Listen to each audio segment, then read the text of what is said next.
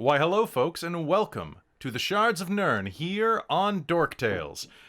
I'm Kelly. I'm the Dungeon Master. I use he and him, and tonight is a giant problem. Actually, that was last week's episode name, but there's the problem is here now, because the characters have gone to engage with some giants. I didn't even know that they were dating.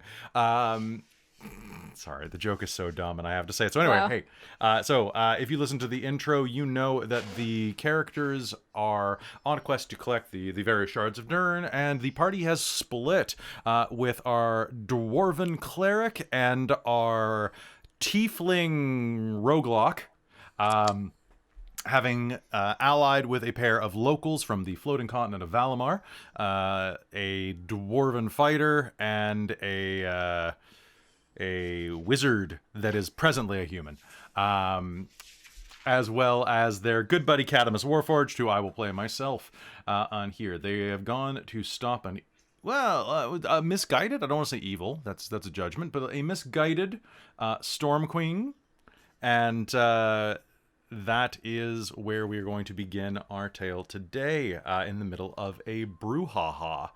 All right, so 2 more hurt them more. I had 4 from last session, so this is going to be great. So I am just going to, you know what? Giants don't use D4s, so I'll just use a stack of D4s to represent that. Okay, so folks, if this is your first time here, we hope you enjoy this. This is our homebrew campaign that we've been playing for over 2 years now, and this one's going to 20. We're going to do it, even if I have to drag the last player's corpse kicking and screaming. Characters corpse. Anyway. Of course. So, hey everybody, why don't we go ahead and introduce ourselves and start with Winter. Hey, that's me. I'm Winter. I play Mars, the Tiefling Rogue, and I prefer the she, her pronouns. Please and thanks. Nice. And Winter, where can we find you online? Do you have something that you're promoting right now? I am mostly on Instagram as Amihayano or Winter Holly. I can't remember which one it is. It's one of those. You're Amihayano. Yeah. But other than that, I am going to slowly be building up some more, so stay tuned, and I'll drop it when I'm good and ready to go. Sounds good. All right, let's keep going up then. So, Christine, hi. Hello. You know what I just realized, though? I am sporting Nyrn's colors, and guess what Winter's sporting? God damn it. Damn it. Sweet. Do we want a character swap episode? Anyway, hi, Christine. Hello, I'm Christine. I go by she, her pronouns, and I play Malia Sunsworn, the Dwarven Tempest Cleric of Vela, Sky Goddess. Nice. And where can we find you? You can find me on various social medias, but I stream on Twitch as well as Lady Liliana. Fantastic. All right, let's move. Under that, and all my social medias from there too. Nice.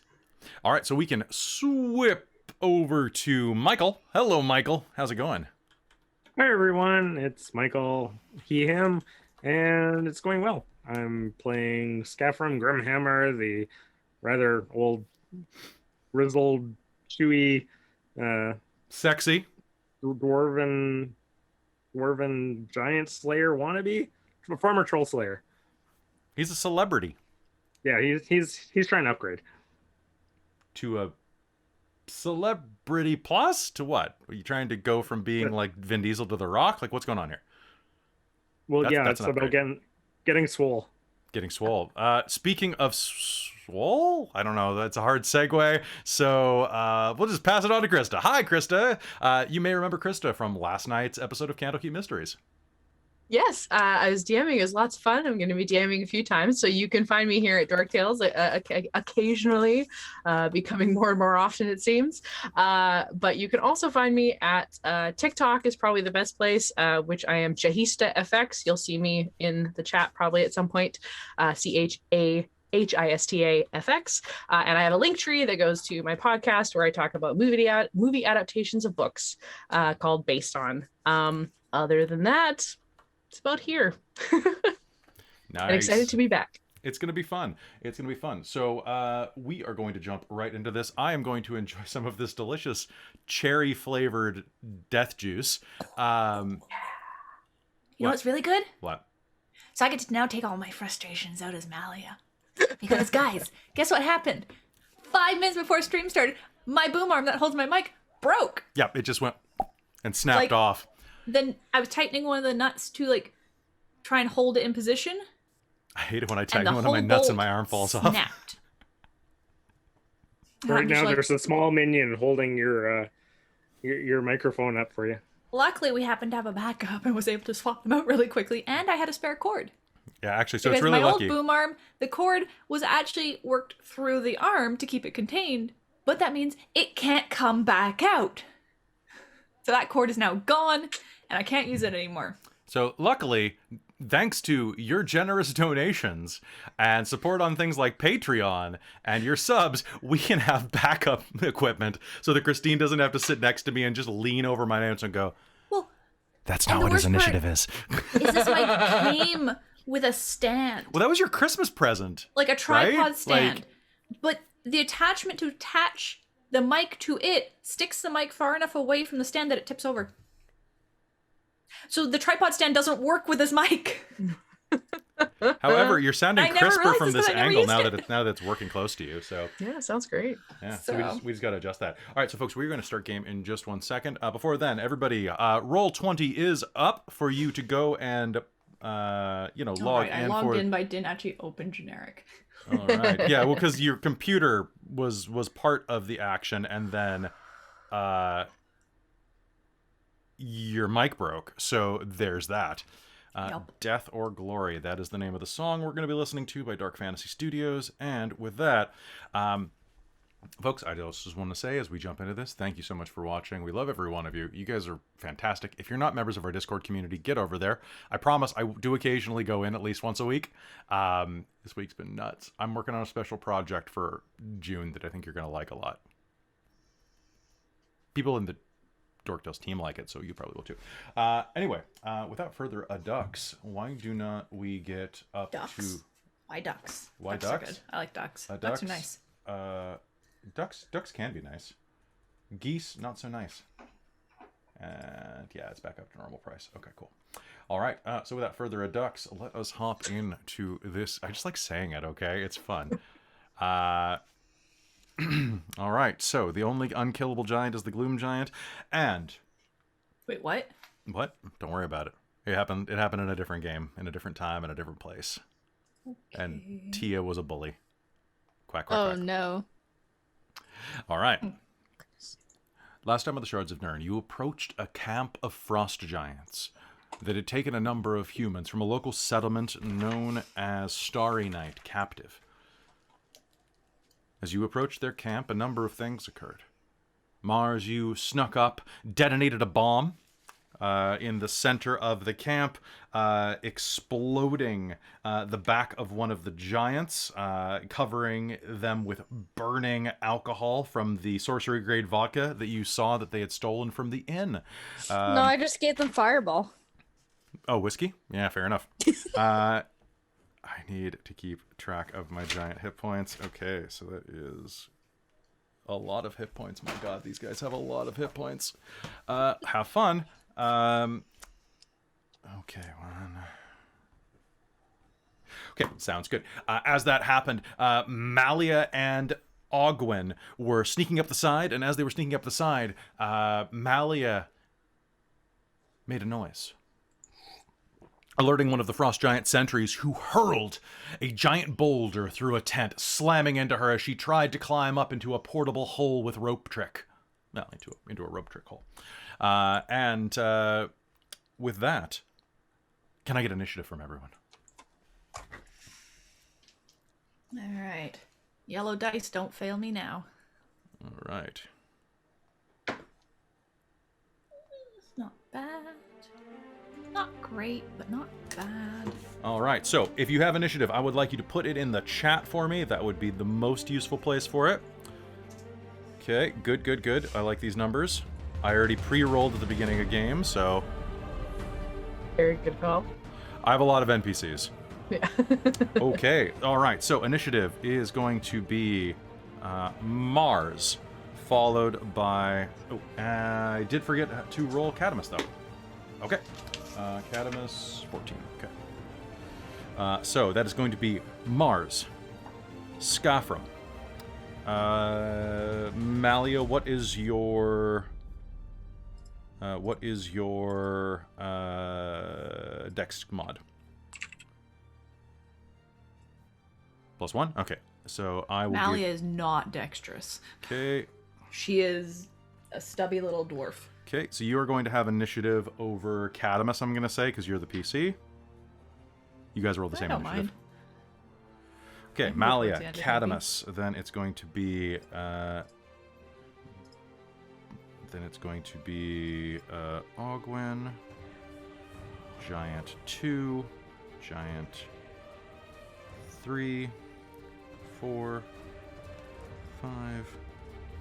There's 6. There's 5. I just have 5. So that's when you add in giant number 17, giant number 23. Oh, we don't talk about giant number 23. All right. All right, so with that, I'd love everybody if they could head over to Roll20. And folks, please remember that to make this good for podcast, when you describe things in terms of visual mental locations rather than map-based visual locations, if that makes more sense. All right, switching over. Whoosh. All right, so as we continue the fight, there was a tremendous crushing sensation that overwhelmed you, Malia, as this boulder smashed into you, knocking you to the ground. This tent collapsed as a giant looked over and bellowed in giant at you, alerting all of its allies. As that happened, Mars, you rolled the vodka into this fire pit, causing it to detonate, covering this one with fire. And without, I'm going to put a little, I need a fire symbol. That's close enough. Okay. He is presently on fire, and top of the initiative, Mars, what do you do? Okay, so what kind of giants are these? These are frost giants. So giants. roughly, as far as height goes, a frost giant is only 21 feet tall. Only. Okay, so from where I'm hiding behind that barrel, Yes. I would like to try and shoot at it while he's inflamed with with my arrows. I don't know if I've got any of my poisons available that would be good to dip this in, but I think I do. I think you do. I think you had Yeah. some drow poison at the very least. Quick reminder that since we're using the additional rules from Tasha's guide, you can spend your bonus action aiming, I believe, to get sneak attack on ranged combat. Then you know what? That's what I would love to do, please. Okay.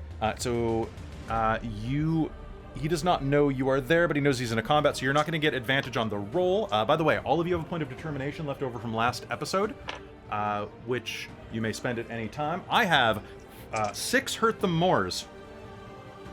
Really? So Really, That's guys? horrifying. Really? enjoy. It This is going to be a doesn't hell of a fight. You ready? I'm ready. Do it. I rolled an 18, and then with my arrows, that's adding my dex to arrows. You add your dex and proficiency to your hit, and you add your dex to damage. What'd you get on your hit? I rolled an 18, and I'm That's a adding hit. 3 and 4. Well, do you get 2 shots? No, Okay. just 1. And then now it's with sneak attack, so I rolled all my lovely d6. Yep. For those of you who are learning to play D&D or doing it on stream, it's always faster to roll all your dice at once. It's sad if you roll really well and miss, but hey, it's faster. It's all done. So I have 6, 12, 18, 22, 4, 6, 31. 31. I'm gonna need a calculator for this episode. Okay. A fantastic shot rings out, piercing this giant right at the nape of his neck. He roars and pulls at the... It's a crossbow, right? Or is it a longbow? Or a short bow? Short, bro. Pulls at the arrow at the base of his neck. And it was... And you're okay with it being...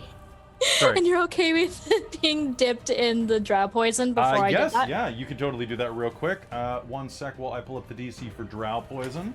Mm-hmm. Do you have the DC written down? No, I didn't get that when we were going through it Okay, before. we need to make a poison list for you. Yes. Injury, piercing damage is potent. Okay, I'll probably be fine for this. Okay. But... Yep, he's fine. He pulls it out, and you can see that the poison is dripping in rivulets down his frosty blue fingers. They're just too hardy. Damn it. Turns and glares back in your direction, and then it is going to be Skafrem's turn on the other side of the clearing. Directly above you there is a trail that an 80-foot distance that leads to this first giant that is cooking and watching the prisoners. You can hear other giants emerging from tents, and over to your left there are a pair of cages directly in front of you and a third just beyond that are full of townsfolk. What do you do? You're at range. I don't think you're going to be able to reach him this round unless you have ranged weapons, which you probably have javelins and things like that. Yeah, I have 1 javelin. You have I'm not 10, wasting you have that 10 right now. javelins. Well, You have a anyhow, I'm headed towards the closest cage to see if I can bust it open. Sounds good. Closest cage. I believe you can absolutely do that. So it's rusty metal, so I don't think you can reach the latch, which is on the northern side of this one, but if you just want to slam into it with your axe, you can try to bust the metal open. Yeah, let's try that. Okay, so rushing up, I want you to do me a favor, and I want you to make me, this is going to be just a strength roll. Thankfully, it's on your side. Alternative Straight up strength. strength. I just rolled a natural 20. Cool. All right. So hefting. What is your weapon again? Battle axe. A battle axe. All right. And oh yeah, because you're a dual wielder. Bringing up your axe, you're going to slam it right into the edge of some of the weaker metal at the corner, where it's been re-welded numerous times. But frost giants aren't big on fire compared to their brethren, the fire giants. Their craftsmanship is weak. And here you strike where, less than welded, it had been tied by sinew, whose origin you'd best not imagine. You hack through it with one tremendous blow, creating a gap about 3 feet wide in the side of the cage. Do you say or do anything else? Get out! Let's go! All right. They do not need to be told twice. They are going to act on initiative 10. So that is going to be right here. Okay. They are going to start heading toward that way. They can't quite move yet because you're a little too quick for them. All right. Giant number 1, the one that is on fire, is going to turn around, pull the arrow out of his neck, look toward where Mars is hiding. But Mars, you're still kind of hidden. He's not going to be able to see you. So instead, he's going to turn around, look at Malia, and take a few tremendous steps forward, reaching down as he does and pulling out his great axe from next to the fireplace. Still on fire, which reminds me. Question. Yes. How did we end last session? You were holding onto the rope, you hadn't actually climbed in. Oh, I thought we had. Okay. I don't believe you had. Okay. I think that it was that you got hit and knocked away from it. And then Mars blew it up. Okay. Because the guy was just coming at you. So he is going to bear down on you. Looking at you, you see this feral gleam in this old frost giant's eyes as he sizes you up with his axe. And then he notices something about you. Can I get an insight roll off of you and Ogwyn, Ogwyn, since you both can see his eyes? Insight? Insight. 28. 28. Not good. Okay. He looks down, notices your holy symbol, and bellows something in giant. And Yes. I speak giant. Traitor bitch. And is going to take 2 massive swings at you, Malia. What is your armor class? Oh, 18. okay. The first one's gonna be a solid 12. I used hurt them more on that too, so that was worthless. He raises his axe and slams it. You're gonna reflexively use your giant avoidance training from Dwarven Elementary School to jump and dive out of the way. He is going to turn and bellow and charge you again. Just make the most of my small size. It's true. That one is target going to hit hit you, though, because that is going to be a total of... Oh, what'd you say your AC was? 18. Yep, that's exactly 18. So I was lucky. Oh, God. That one is going to hit you. It could be way worse. That's going to be 27... math. That is going to be 33 points of slashing damage. As you roll out of the way, he comes up and the axe slashes against the front of your armor, bending in painfully. Quick reminder, just for Dungeon Masters there, don't always treat hit points like direct damage to the body, or else the game can feel a little silly. It also is your luck meter, and when it runs out, you get stabbed, and then you go down. So in case anybody's wondering why hit points aren't necessarily cuts and bruises and stuff, or like actual wounds, I can only stab someone in the shoulder so many times before it gets redundant. Okay, Malia, he slams into the front of your adamantine armor with his great axe, and it's your turn.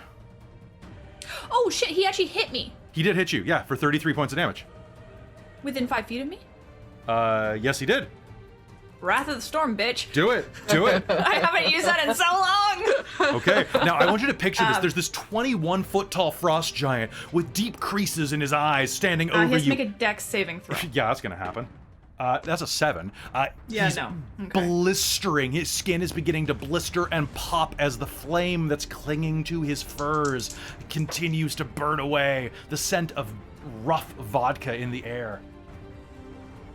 Oh, hey, thanks for the sub. So that is 13 points of lightning damage that crackles between us. 13 points. Ooh, he is bloodied. As the lightning... I have not gotten to use that in so long. Welcome back. All right, the lightning explodes between you, slamming him back, and he's going to be slightly reeling from the sudden explosion of lightning. It is your turn. Okay. Does he actually step back from me at all? He does not. He is directly in front of you, which means that you have a wide range of opportunity attacking. Okay.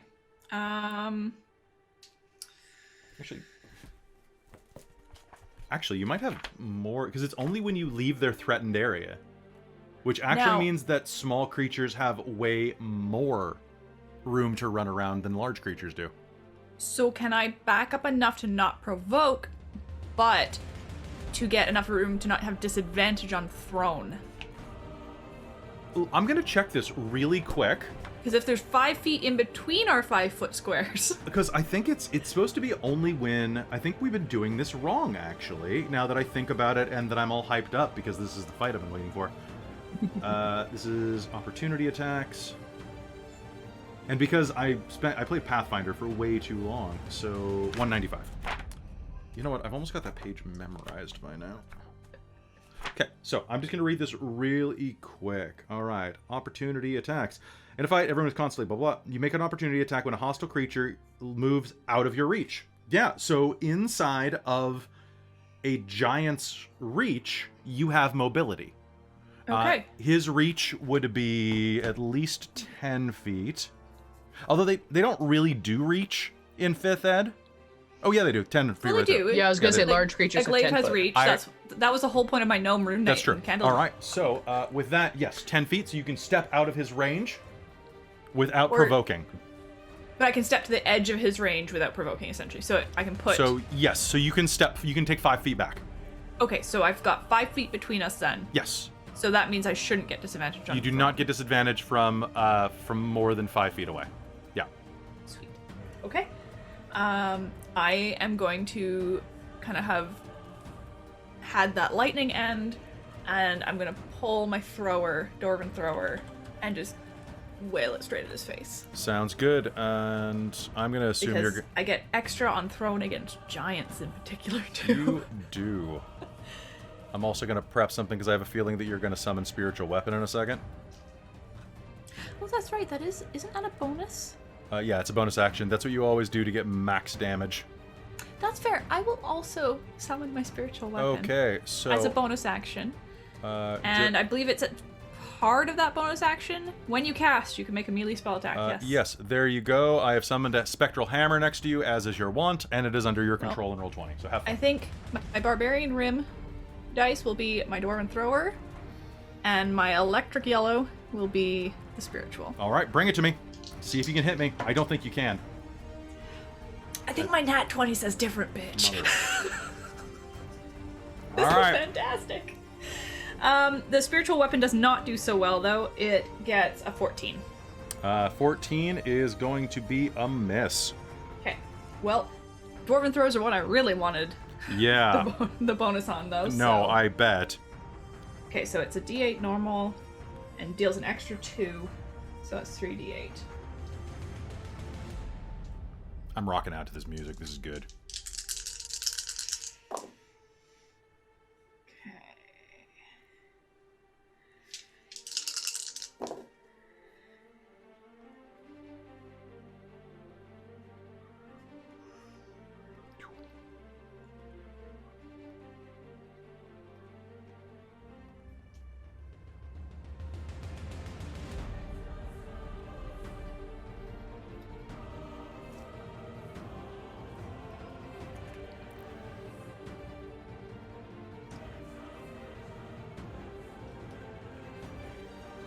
41 points of damage. 41 points of damage. Ooh. And actually, one sec. Sorry, I keep forgetting what all my powers do now because it's been so long. I You're have gonna one do other power I can do with that. The crashing one? Divine. Yeah. So it's an extra d8 of divine. So it's extra 2d8 if you activate that, because it's crit. Oh, that's true. One sec. Yeah, so why wouldn't you, right? That's... So that is 13 points of Okay, so that's going to thunder be damage. 44 points of damage, or 54? You had 41 originally, right? 41 was original.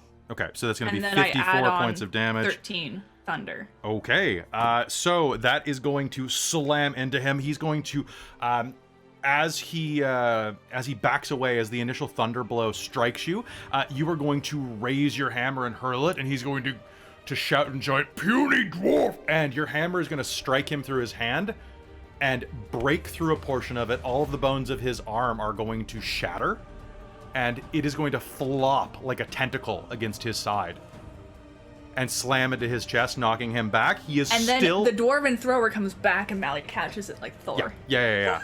And the lightning's going to go between you. One of his eyes is going to erupt out of the side of his head from the lightning blast. He is still on his feet, but barely. And Tiny but mighty. one of his arms is completely destroyed. All right, across the area, Kadamus does not have any ranged weapons at this point. So in that case, Kadamus is going to wave his hand twice in front of the other Ogwyn's face. Go, "Are you there, Lars? Are you... Just don't get killed." And is going to double move to here in front of this giant's view, pull out his switchblade great axe. "All right, you big blue fuck. I'm right here. You want to dance?" And that's his turn. Drawing aggro. It's what he does. Oh, you know what? I'll make an intimidation roll. This is action. Yeah, well, you know what? The thing is, you try. It's a 13, actually. Yeah, that's pretty good. You try, Kadamus, and that's what's important. All right. Now it's going to be Ogwyn. Ogwyn, you are up. There is a giant right next to you. It is almost dead. You can hear other giants emerging out of tents. It's about to get intense. The one in front of me is almost, it's like close to going down. A particularly potent magic missile could probably take him out. As in, he is if basically I'd like... prepared anything like that, it would have been great. Okay. I am going to draw a wand. Okay. Out of my Yep. jacket, just so I have it available. I would like the one. There's the one that's slightly further away from us. I believe he's in a tent. Is he actually in a tent, or can I see him? You can see him emerging from the tent to your immediate left, yes. Wonderful. I would love him to make me a wisdom save, please.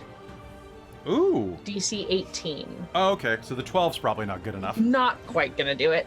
I would like his name, please. I don't actually need a name, but What? I now know his real and I- true name. I like your grabby hands. Grabby hands. Give me the name. Give me them. All right, so, hold on. His name is, Teldoff. Held off. Yeah, because I pulled up a generator.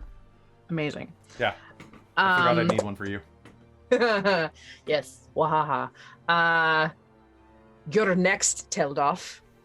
And I'm going to throw a firebolt at this ice giant. Fantastic. And you know that, so They go up. I get 3d8 now. Hang on, I just believe it's pulled it up. 3d10. 3d10 at 11th level. Yes, 3d10. Firebolt Fabulous. is great. Okay, so you're Even striking greater. the one that you Is just on pulled. Malia. Oh, okay. No, I'm striking Malia. I grabbed the name of Teldoff, but the one You're Malia's striking the one fighting on him. Malia, not Malia. You know. Okay, whatever works, whatever works. I Okay. was a traitor all along. No, not actually.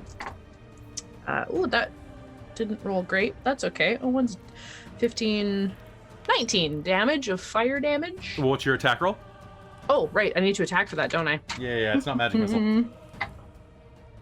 23. Okay, that'll hit. Okay. How much damage? 19 damage. 19 damage. How do you want to do this? She is still invisible from her mislead, so she lets actually I guess she's gonna lose her invisibility anyway. She lets down the mislead, so the other version of her actually, across you the know way. what? If you were invisible right there, please roll me again to see if it's a nat 20. Oh. Wonderful. No, 'twas not. Oh, sadly. Worth a try. Yeah, so she drops her concentration as she looks over at Teldoff and points him out and Babe Ruths him. And then, keeping eye contact with him, shoots a firebolt at his buddy. Okay. And just shoots it straight through his head as it It's just sizzles. like in one ear and out the other. Basically, you Exactly. gangland execute him. Yes. Okay, well, poor Ruck. Ruck's dead. Okay, because you care about names. All right, are you doing anything else with your turn? I think that's everything I can do. Yeah, I'll stay where I am, Okay. floating so, on my broom. Ogwyn, floating on your blue... Oh, that's right, you were floating on your room. The one that you just called out, Teldoff, Teldoff. is going to turn and look at you and yell, Rock! And is going to leap at you with his axe drawn. Wonderful. 'cause he He's can- gonna kill me. He probably, maybe. I am going to spend one of my Hurt the Mores to get advantage on this. Oh shit. Ooh, I'm glad I did. That is going to be a 19. That'll do her. Do you have shield? Because Oh, I do have. It's not gonna matter. My AC It's is not? 12. Oh, Didn't shield you- is +5. Didn't you isn't it? cast mage armor? No, I don't have it. And you didn't. You have a cloak of protection. Did you add that onto your AC? Yup. Oh, When damn. it comes to mage armor, you're thinking about Monday night. That's true. Okay. I have a dex of +0, and I have a cloak of +2 Okay. AC. That's, Now I have a 17. Oh, actually, shield would still. It would still hit you. Yeah. Okay. And I didn't have shield prepared anyway, so I did not Oh, prepare to fight today. Okay. Well, you're actually kind of lucky with this one. So he is going to leap the distance, hurling himself 20 feet toward you and bring his axe down. It is going to explode in front of you, ripping some of your clothing and causing you to spiral around haphazardly on your broom. You are going to take +6. That is 12.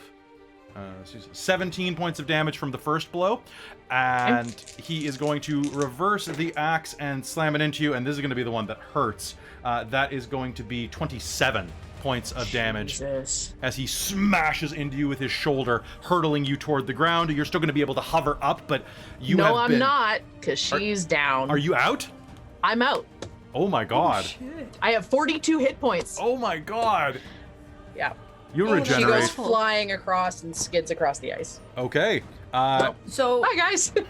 down, Well, like down. below 0 down. Yeah, yeah. Okay. You can use it. I've already used my reaction. No, it resets on your turn. Your reaction was last turn. Ah. So you have your reaction for this round. You couldn't. Yes, Okay. I use it. All right. Vela's Light activates. You have 1 hit point. One knocks over, catches her broom. All right. All right. Well, Malia is going to move the spiritual weapon up to this guy because he's conveniently in space now. It's not your turn. Oh, isn't it? I No. thought you just. No, you used a reaction, then you had your turn. So your reaction reset. Oh. Yeah. Okay. Sorry, I just counted it as all around my turn there. No. Okay, It- I see. Yeah. Okay, so real I quick. thought you were saying it was now. That was why it reset. No. Okay, Okay. so I have to leave the tent this way. I have to leave the tent this way. So that means that we're going to split the difference. So what is my movement speed? How is their movement speed only 40? That seems a little... Okay. Bad knees. That's true. They don't have a good health program, so. Okay, so... Moving to here. Moving to here. Arthritis. All All right, ice so that crystals. means that Malia is your armor class. You said 18? Yeah. Okay, as you use that, you're going to be looking the wrong direction to block this blow that flies in from the side as a boulder collides with you, dealing 21, 22, 28 points of bludgeoning damage. And Kadamus, you are also going to probably get pooped. Oh god! God damn it, Kadamus. Why is it always you? Why is it always the pretty ones? 1, 2, 3, 4, 5, 6 D10.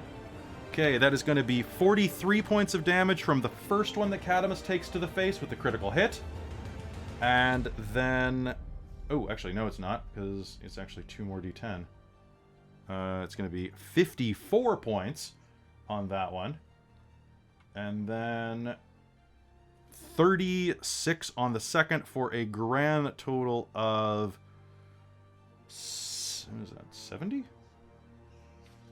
70, 30? Nope, that's 80 hit points down off of his... 127. Could be worse. Okay. 2 boulders smash into him right as he goes, "I'm right here! Come for me!" Oh, shit! As he's knocked to the ground. Okay. Giant number 3. So that is the giants acting now. The people are going to shriek and rush out of the... Ooh, I moved Skafrem by mistake. Skafrem, they're going to push past you and thank you and start running to the south. That's about as far as they are going to make it. Okay, now I need to make a perception roll. Okay. She's disadvantage. Ooh, actually, damn. What's her perception? Passive. 14. To the north, you will hear a confused grunt echo from near the windmill. And that is going to be this. Back over here, Mars, you have initiative. What do you do? The one that you struck has died, and 2 others have left tents and have begun to become engaged in combat. They all appear to be facing Malia, and you see that Ogwyn has taken severe damage last round. You're muted right now. Sorry. So they're both over there, and then Kadamus and And the other, well, Kadamus and Skafrem are on the other side. on the other side. Okay. So they've got lots of cover over there. I am going to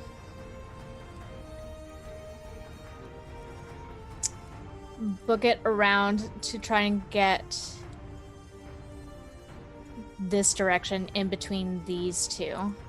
Okay. One with the blue dot and the one that's right by Malia. So the one that's right, the one that's hammering Ogwyn, and the one that just threw a boulder. Okay. Yeah. So, So how y- far would you think I could make it if I was behind the barrels? So if you're behind the barrels, you can move your speed. Now the problem is that you're not invisible or anything. Yeah. So that is, if you use your bonus action, you can make it just to the nape of this tent. If you Okay. use your bonus action to dash. Yeah. So I want to get closer to there. Okay. So he is going to see you as you are running, though. Mm-hmm. That's fine. Okay, cool. So that is your bonus action and your movement. What are you doing with your action? With my action, You can I spend. still shoot? You can shoot with your bonus action. Primarily, you can shoot with your action. Yes. You could also cast Eldritch Blast as well. Don't forget. Oh yeah, right. Yeah, that's right. You forgot. So Eldritch Blast, don't forget, is 3 attack rolls. And adding my charisma. It's true. And your proficiency to hit as well. So Okay. Well, one was a nat 20, one Okay. was a miss, and then the other one is a 14. 14 is. Was that a 14 on the dice? 14 on the dice plus 7. Okay. So that will hit. What was the other one? It was the middle one? The middle one, I'm pretty sure it only came out to like a 8. Oh, it was like a 2 or something? Yeah. Okay, that one's going to miss, but. So roll me 3d10, and that's how much damage you're going to do. 2d10 for the first one, and 1d10 for the third one. As bolts of purplish energy arc out of your hand as Nyrn's might courses through you and slams into this giant. So, you know what? I'm just going to pre-do this. So that's Okay. Tell Dorf. Tell Doff. That's Bilvog. Total of 14. Total of 14 points of damage are going to slam into the one who will be known as Bilvog. And then this is going to be Ladaf. Okay. Cool. That's going to slam into him, and he's going to turn and smile through chipped teeth at you. All right. Skafrem, you are up. Back over here on the other side. 2 giants have engaged the fight, and Kadamus has drawn fire, which probably wasn't the smartest move he's ever done, but you're used to that from him. Probably not. Probably not. Okay. What are you doing? Can I reach the closer of the 2 giants from where I'm at? Just barely, yes. Okay, well, I'm going to charge the closest one then. Sounds good. And All right, so you can go ahead and engage. move all the way up to him. Okay.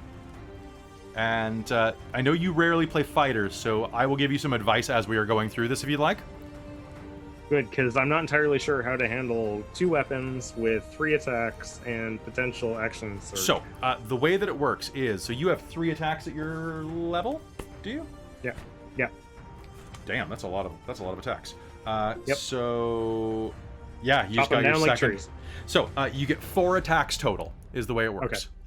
Now, you took defensive, or you took 2 weapon fighting, which means your armor class goes up by 1 when you have 2 weapons out. And you have the 2 weapon fighting build, which basically means you treat both weapons with the same bonuses and penalties, minus whatever bonuses they have from just being special. I think I put it on your sheet when I gave you some magic items. One of them does slightly more damage. Yes, it does. So you'll do 3 with that one and 1 with the other one. So make me 3 attacks. What do you got? Okay. Well, I rolled a 1 on one of them. That's not good. That is not good. No. And the other ones I have 18 and 17. Hit. And your last one? Was it 3 attacks or 4? So it's 3 attacks with your main and then 1 with your off. Okay. And that eats your bonus action to do it. 16, so That's a hit. 17. Yeah, it's like 22 on the last That's a one. hit. So what you're going to do is you're going to roll me damage twice with your +1 axe and once with your axe of warning, I believe. It's 14, so 20. Do you need like each a hit, or do you want the total? You can just give me the total, and don't forget, because you are a fighter that specializes in this fighting style, you you add your strength bonus to every hit rather than just your main hand. Okay. It's a lot. So Yeah. So wait a minute. So what am I adding total then? Because So, 4. hold on. Let me pull up my copy of your sheet, and I will tell you. Because on the weapons you have 1d8 plus 7 and 1d8 plus 9. Yep. So roll 1d8 plus 9 twice. Yeah, which I've done. So Okay. it'd be 22 total. So 22 for those that, two. and then roll the 1d8 plus 7 for the other one. Okay. So 15. 15. Okay, so that was. What'd you say the first one was? It was 15 and 28. 20, I think I said 22. 22. Okay. So that's going to be a total of 37 points of damage as you hack into this guy. With that botch, I am going to say that he is going to try to hit you, and he is going to hit you. That's a nat 20. Okay. So this is going to hurt. Okay, as you rush forward, you are going to get a little overzealous. Wow, I could have rolled way better than this, but still.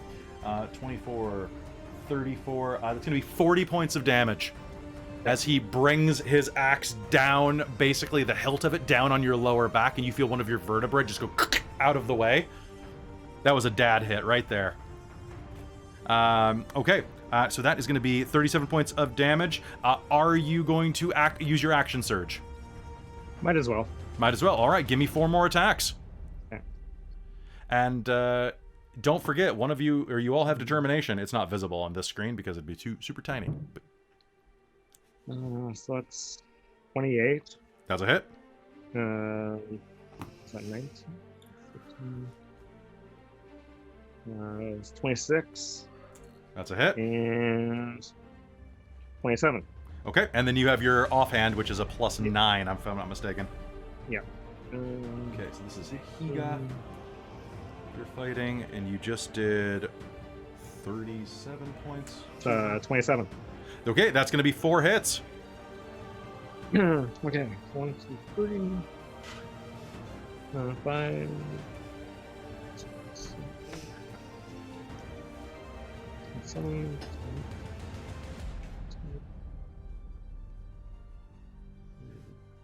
39. 39 then- points of damage. That And then my offhand adds another 10. Another 10. All right, so it's going to be 49 points of damage. Now, oh god. Okay, she is still up. I forgot to mention this is the female giant of the crew. So as you rush up, Higa hits you in the lower back, and you are just going to keep just blending into her as you are right in front of her like that, smashing into her hips and thighs and stomach. Blow after blow. She is definitely bloodied now. You have cut into her stomach. Blood is running down in rivulets onto you. And that is a hell of a hit. One thing I might suggest, as a fighter, you have something called... Ooh, I think you have to spend your bonus action with that, which you used to hit again, so never mind. Yeah. So second wind will not work. Okay. Down in initiative, giant number 1 is dead. Malia, we are back with you as Skafrem runs forward and begins to Cuisinart into this giantess. Drop. Beautiful hits, Mike. Beautiful hits. Except for that 1-1. We're back over Yeah. with Malia. I'm probably catching a sight of that out of the corner of my eye and just have a moment of nice. Yeah. And I'm gonna move to turn to this new giant that's come up, and I believe this was the one that hit Ogwyn really hard, right? That is the one that hit, the one that is leering over Ogwyn, raising his axe. Well, he's gonna take a dwarven thrower and a spiritual weapon Sounds good. in All right. his back then. All right, make me 2 attacks. Okay, so that is going to be 22 Hit. and dirty 20. Hit. All right, roll me damage. Okay, so spiritual weapon. Okay, so Teldoff has not taken any damage yet.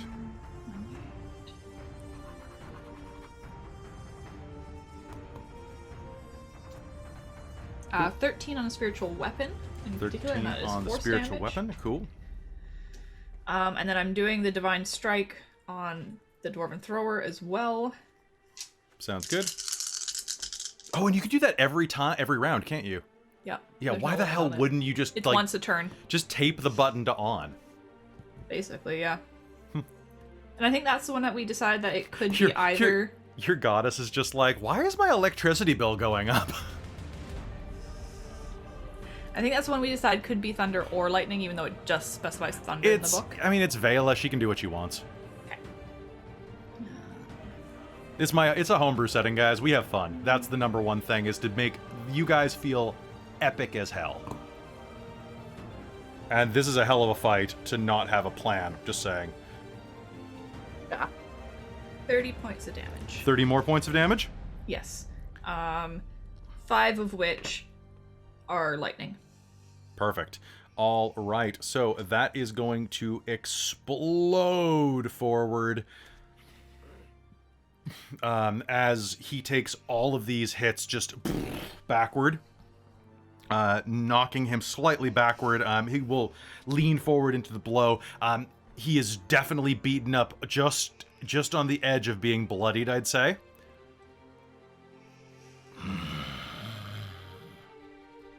Oh. And Mike, so one thing real quick, just because you have the slasher feat, I'm noticing. So that means that whenever you hit a creature with slashing damage, I believe you lower their speed by 10 feet.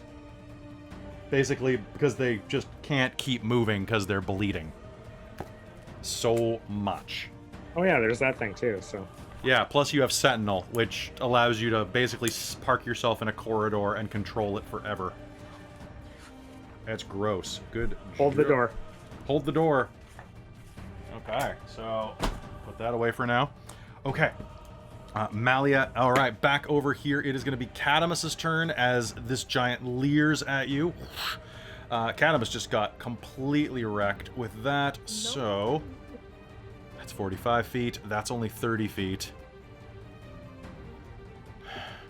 He is very hurt right now, and is going to look at the one that he didn't see the rock come from and go... Wait, did that giant not do anything? I guess he didn't. Huh. Well, he did now. I just realized I skipped this giant. Oh, and actually, the one that I just hit, Yeah. I forgot that I also have this power of shoving them 10 feet away, Oh, okay. I think. Or unless... Wait, what size class are they? He is huge. So it's Huge. more- Okay, no, doesn't count, sever. Yeah. Sorry, I thought he was large, but no giant. That's what I was thinking as well, and then I was like, It's wait like, a no, no, minute. So you can move only one size category larger, right? If you deal lightning damage or thunder to a large or smaller creature. Okay. So... Ooh. And take a drink. Alright, someone spit a determination quick, because the chat just bought another one. Okay, so I skipped this one, so he's just going to rush forward and take 2 swings at Kadamus, because... Oh no. What's his armor class? Ooh, that's a lower armor class than it needs to be. That's going to be 2 more hits. 6d12 damage, please. Oh, buddy. Okay, that is going to be 43 points of damage. Oh, Kadamus, the king of 4 hit points. As he runs He's up. taken 2 of those, and one of those hits knocked me out. Yeah, and he's just going to grit his Jesus. teeth. And, oh, he would like to rage, but he doesn't have that. So, I guess looking up at this guy, he's like, blood is pouring out of the cuts of these stones that struck him, and this axe wound of this giant looming above him, this giant, a younger brave, too, who's...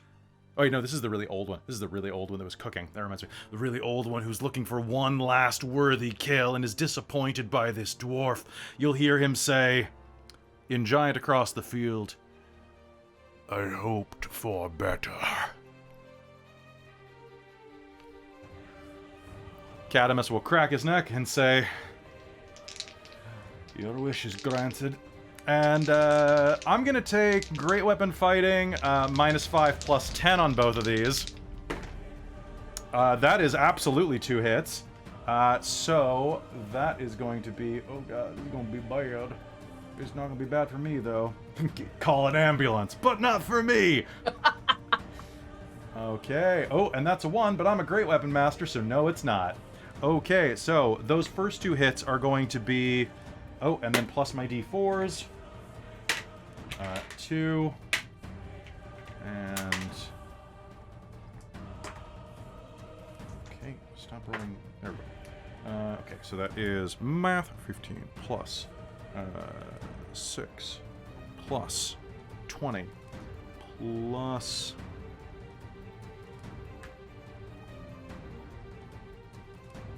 10. Okay, so those 3 hits are 30, 41, 51, 52 points of damage from those 2 hits. He doesn't get as many hits, but they're big ones when he does. And fuck it, he's gonna action surge because, like, otherwise he's gonna die. Yeah. So, and that's a nat 20! Yay! Holy shit, dude. And those were minus 5 plus 10s. So 1, 2. Okay. So that is... I can just transfer this math again. 20, so that's plus 32. Cool. Okay, and then 4, 6. Oh my god, he might do this. He might be able to do it, folks. So that is... Okay, the first hit is... Do it! Okay, that's 14 plus... Okay, so that's 20. Okay. And then let me roll his second attack. And that's max. Oh, thank God. Brute is the best. 15. Okay, and that second pair of hits, because he only gets 2, because he took levels of Artificer like a chump, is... I hope I'm not doing my math wrong on this. 73 points of damage. Oh my god, he did it!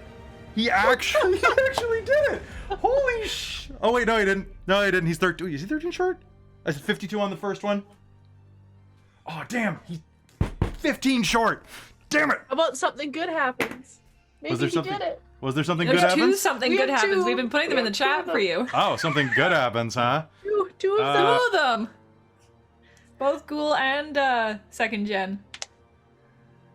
You know what? He's old. His hit points are reduced. Yay! All right. I mean, he still did 125 damage in a round. He deserves it. So that one is going to tumble to the ground. There's one of those something good happens. It has been burned. And he is going to just drop to a knee for a second and is going to spend his bonus action to get back. If it stops landing on other dice. All right, that's going to be 6 plus your fighter levels, I believe. So that is 6. Yeah. 14 hit points back. Yay, I have 18 hit points. That's less than 1 axe blow. Okay. Ogwyn, it's your turn. Whoosh. How the one that's Teldolf, how does he look? Does he look bloodied? Teldolf is almost bloodied. He's on the verge of being bloodied. I'd say he's like, like a 6 out of 10. Oh, he's gonna kill me if I don't kill him. And I'm yes, he is. 40 damage. Well, because if he knocks you into negative, well, he'd have to crit on you. But if he crits, you'll die at this point. Yep. So I then need to waste my turn running away. I mean, you have healing potions. Do I? Yeah, I gave you one before the game began. You have a potion of superior healing. Would you what like to use? That? What does that take? That is 4d4. Wait, you have a 4d4 and an 8d4 on you. What is that? What action? Oh, is bonus. That? Bonus in action? my games. Okay. Cool. Can I drink that? Then? Which one, the 8 or the 4? I'm gonna go with the 8. I'm not gonna survive. Okay, otherwise. give me 1 sec. I'll roll for you. Oh, okay. Because potions are magic. Okay, that's gonna be 4, 8, 10, 12. Ooh, oh, damn, that was actually really good. 4, 8, 12, 24, 25.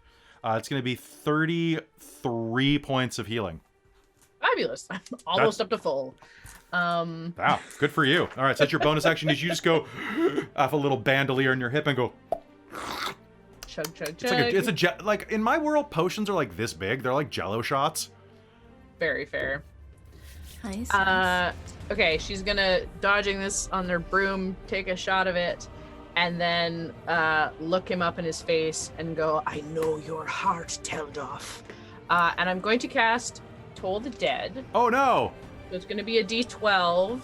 Okay. Or 3D12. And he because has he's taken damage. Yep. And I'm also going to use one of my utterances as an onomancer because I know his name. And I'm going to use Dissolution and cast an additional 3d8 damage. Oh! Onomancers are great. This is Holy why I wanted to play crap. her. Okay. Come on, roll well. You guys having fun? Oh! Oh! Would you... Not bad. 26, 8, 32 damage, please. On all of them? Nice. Is that all combined? Yes, that's everything. Okay, minus... So you said 32? Correct. Okay, he is definitely bloodied now.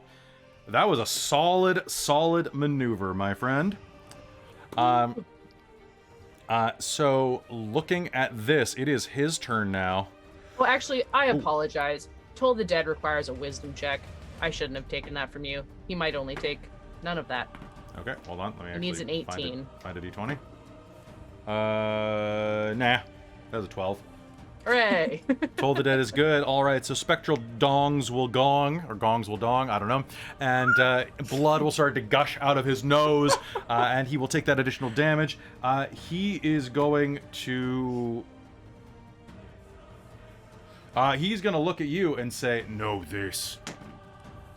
Okay. You did not prepare shield, correct? Nope. Okay. And what is your armor class? 12. 12. Okay, something good happens. What does determination do again? It gives you your proficiency bonus again on a hit. Cool. Okay, so the first one is going to hit you though, and well, that health potion was very useful. That is going to be 31 points of damage. So you're back down to almost where you were. Almost I think dead. you're at 3 or 4 hit points now. Yup. As he's going to raise, "Know this," and slams his axe right into you. As you're going to kind of like pivot up and block with your broom, probably. Yeah. And be like ground into the snow. Giant number 3, Skafrem. The one that Higa, the giantess that you are stabbing into or slashing into, is going to look at you. "Puny little dwarf!" she roars in giant. Which, do you speak giant? No, not at all. Bibbidi bobbidi billy harry! Gifter! Okay, that is going to be, what is your armor class, Skafrem? 19. Okay, 1 hit, 1 miss. The first one is going to hit you, and that is that was kind of awkward. Awkwardly dice. It's going to be 29 points of damage. Okay. As you feel the side of the axe clip into the meat of your hip. And she raises it again, but you're just too close. She can't really get the range on you to slash you correctly. You're dancing. Ted dancing. Okay, and that is... and then finally, this one that sees where Mars is, it licks his lips and is going to charge. Because he can. And he's got reach of 10, so he's going to rush at you, Mars. What is your armor class? Oh. 18. Okay, I'm going to spend a hurt them more to reroll that one. I'm going to spend a hurt them more to reroll.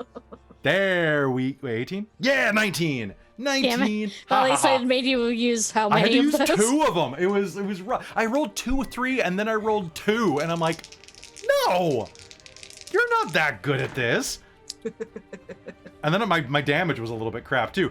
So that's going to be 26 points of slashing damage as rushes forward and is going to slash you right across the ribs, kind of like pushing you into the collapsed tent.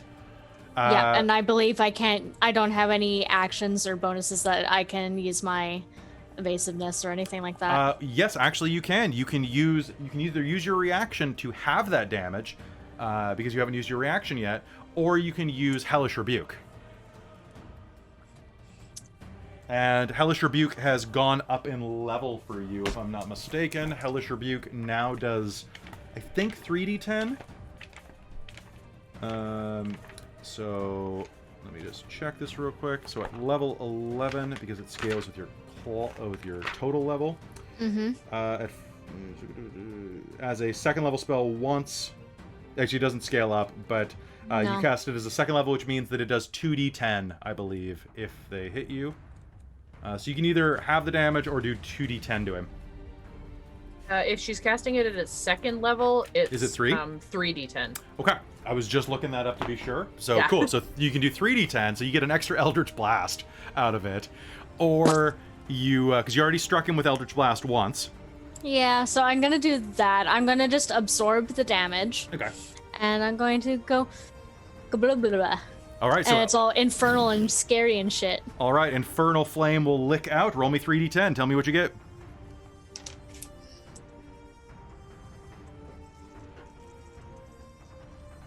Oh, that's okay. 26. Damn, that was better than your other hit. All right. So Infernal Flame is going to just catch his beard on fire, and he's going to try to snuff it out, but you can't snuff out Infernal Flame. And it's purple. It's like an oil fire, you know? Yeah. And he's gonna... And then it is going to... You are going to hear another confused noise to the north, all of you, as you suddenly will hear the sound of stomping to the north and a chain going taut. A chorus of voices calls out. All right. Mars, it is your turn again. What do you do? He just got in the way of where I was gonna go. So... What is the integrity of the tent like? The one that you are standing next to has been collapsed. The tent poles have been ripped out by a boulder that was hurled through it. So it's basically on the ground. Okay. And how tall were they again? There we go. There. I hope that clears it up. Yeah. How tall were the giants? They're 21 feet tall on average. Yeah. Okay. With a 10-foot reach. Okay. So I can run across the tent then. You can. If it's flat. If you spend your action, you will not provoke an opportunity attack, basically. But he will get a swing at you if you leave his range. I'll just attack him. Okay. Do you Yeah. have that rogue ability yet that you can disengage? one? Oh yeah, you on a can bonus disengage as your action? bonus action. Yeah, as a bonus. So if you want to use your bonus action to disengage and head over to the other guy, you can. Because Okay. you can... you can't sneak attack him. Yeah, because I wasn't sure if she was too out of range for him if I got on the other side. I think she Because it looks like it's is. 10 feet away. And I believe you have to be within 5 feet, but I could bend the rules if I wanted to be really sweet. So let's see. You do not need advantage on the attack roll if another enemy of the target. 5 foot. So Disengaging might be more worth the action. well, what anyway I was to thinking not is whether or hit. not the hammer counts as an enemy, and it doesn't. Oh. Like the spiritual weapon. I was like, I mean, Right. I could kind of, well, because the point is that you're distracted because something's trying to hurt you. So I think because I had that last something good happens, I'll allow you to count this as an ally this one time. This one time? This one time. Okay. Because One time. this one time. It's not Okay. not a hard and fast rule. Otherwise, you and Malia could break the game. Oh, yeah. So you can move it my counter wherever is more easier. I have it really like zoomed out, so it's kind of hard to see. That's okay. So you are in the right place. So running up, you will be able to stab. You get 1 attack because you spent your bonus action disengaging. Mm-hmm. So make me an attack roll. And don't forget you have inspiration. You can spend it here. Yeah, let's do that. Cool, because then I didn't have to do the whole thing with the hammer if you have advantage. Haha! I didn't break my own Right? rules. Ha ha ha! There. And it is just 1 attack. It's not my double attack. It's no, because you used your bonus action to move. Or to disengage, I should say. What'd you get? 25 to hit. That's definitely a hit. All right. And 6, 12. So that is going to be 17. sneak attack damage. Yeah, 17. 23. 27. 31. 32. God, rogues are great. Plus. It's going to be 38. Yeah. Okay. So 38 points of damage. Now time for me to do math. That is going to be... Yep. He is... If he were a boss in an SNES game, he'd be like blinking. All right. Rushing up, you are going to be able to hamstring him as you run by with your rapier. Or pardon me, what's your main weapon now? Is it the Copus? Mm-hmm. All right. So yeah, that's definitely a hamstringing weapon. Rushing by, you're going to slash through the side of his calf with that, dropping him to 1 knee. And that is a fantastic hit. Good job. Back over here, Skafrem, it's your turn again. I'm going to continue weed whacking. All right, go ahead.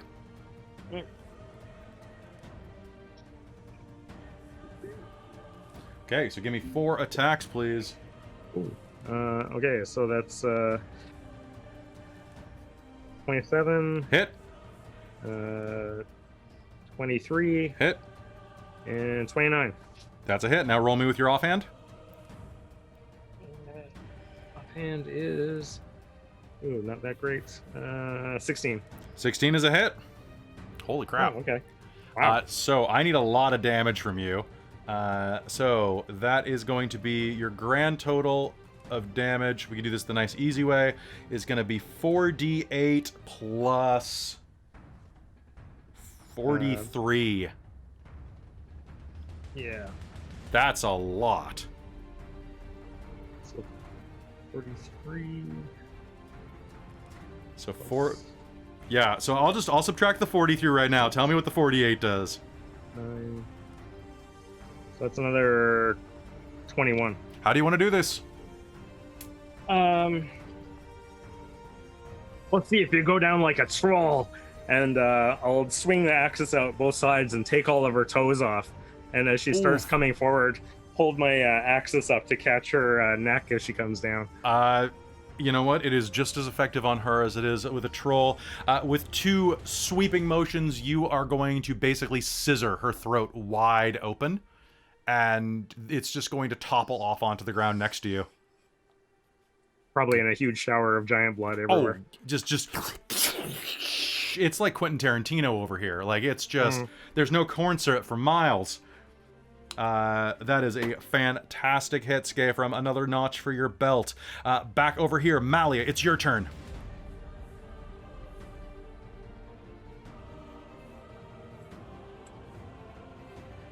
It would not click for some reason. Ah.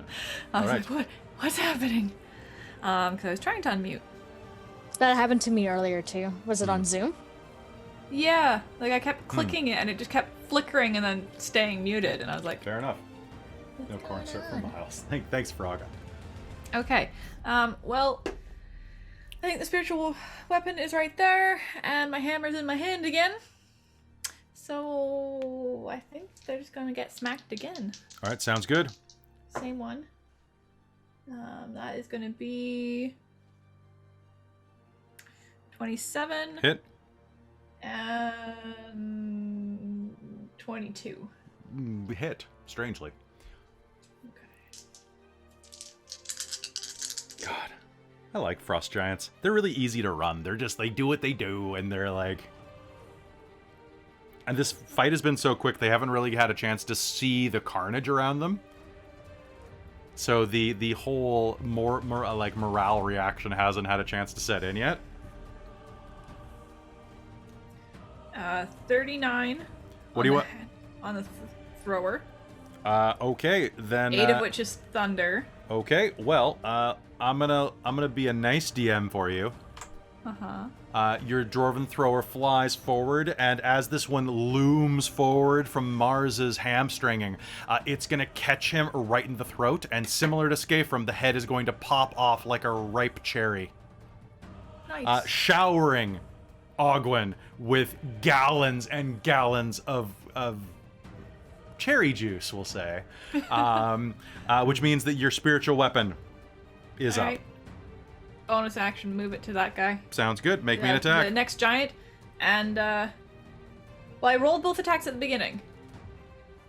Does that still count, or do I need to reroll? No, yeah, it'll start. I mean, roll me damage. Give me damage. Yeah. Okay.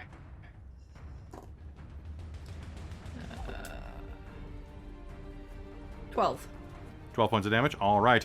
That one is looking fairly battered. Not quite. That's force damage specifically. Force damage. Okay.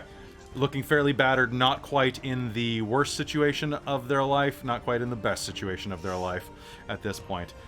So that is going to be anything else for your turn? No, that was action and bonus action. All right. So Kadamus is I'll save my reaction for if anybody else dies. with 18 Or hit tries to. points. Is gonna do the same thing before that Skafrem did. He's gonna run up and he's gonna smash the lock, which that is like a 30 to smash a lock because that's something he can do. And he's gonna spend 10 feet of his movement heading back toward that one because that's all he can do on his round. Oh, you know what? He's gonna quaff a potion. Because he has a couple of those guys. So 1, 2, 3, 4. Hey, that could have been way worse. That's going to be 16 hit points. I have 34 hit points. Almost Look. as many as me. Right? And meanwhile, I'm nervous. So, okay. Yeah, exactly. Yeah, that's Kadamus. Ogwyn, it's your turn. Hi. There's just the one left standing, Just right? the one left. I want his name. His name is Bilvog. Billbog. He needs to roll me a wisdom save to see if I actually get his name. You know his name. Fabulous. In that case, I will look over to him. Bilvog. Bilvog, you make me sick. I'm going to cast Ray of Sickness as a 5th level spell Okay. and use the same 3d8 bonus damage. So I'm going to roll 98.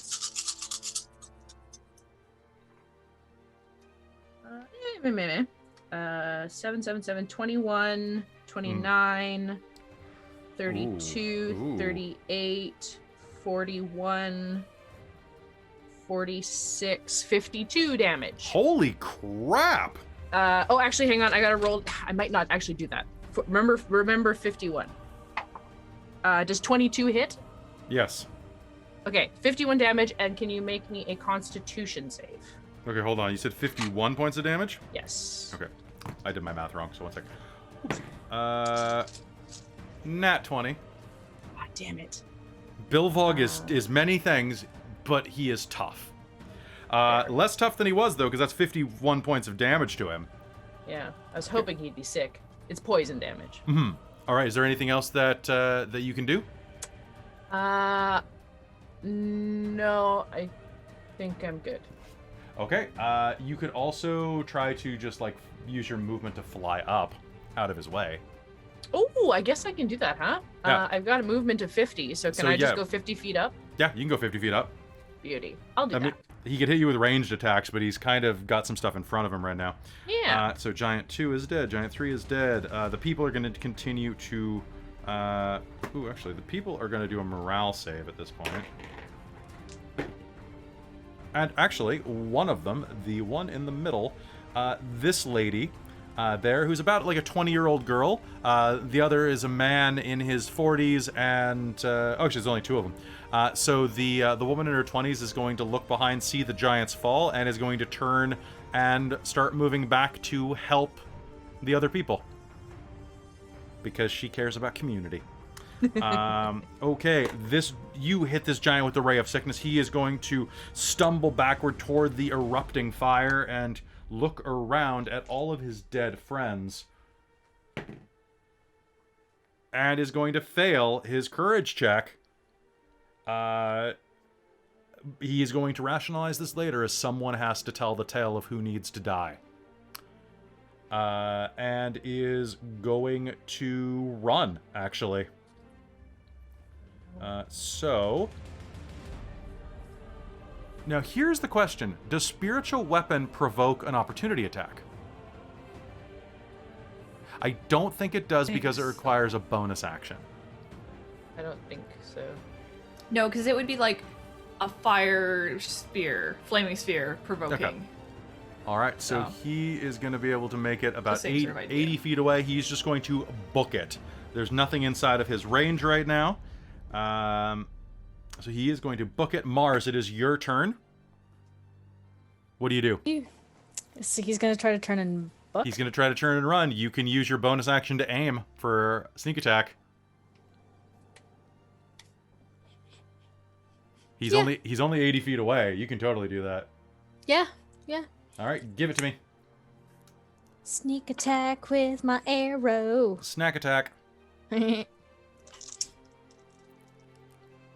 the arrow's this one.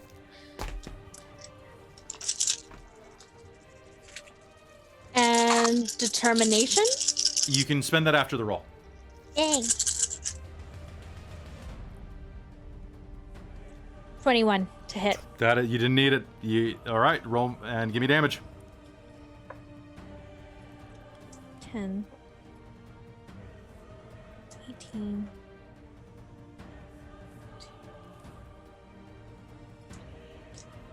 32. 4. And then if I'm using my determination, I add my... Don't worry about determination. That doesn't do anything to damage. Okay. But you add your dex still. Yeah, I add my dex. And that's a +4. So that's going to be a 41. All right. How does it go? You got him. And he's facing away? He's running away. Right through the back of his head, the arrow's going to come through. Out his mouth. All right. Blood is going to start spewing out of his mouth as he clutches the base of his skull with his last thought. He dies on his knees, collapsing into the dirty snow, knowing that he is a coward. His last thought is that he will suffer forever where giants are tormented in the afterlife. Good job. You literally just sent this guy to hell. Congrats. He deserves. All right. All right. Glancing around, you catch your breath for just a moment. Just a moment. What do you all do? So I'm gonna go down the list. Skafrem, it's your turn. I'm going to drink a healing potion. Okay, sounds good. One sec. What level are you? Which one is it? Is it small, medium, or large? Let's go for a medium. Okay, so that's gonna be. That is gonna be 18 points of healing for you, my friend. Perfect. Okay. Also, hello, Raid. Good to see you there. All right. So that's going to be your bonus action. Are you spending your action to do anything else? Yes, I'm going to move towards the rest of the party to see what state everyone is in.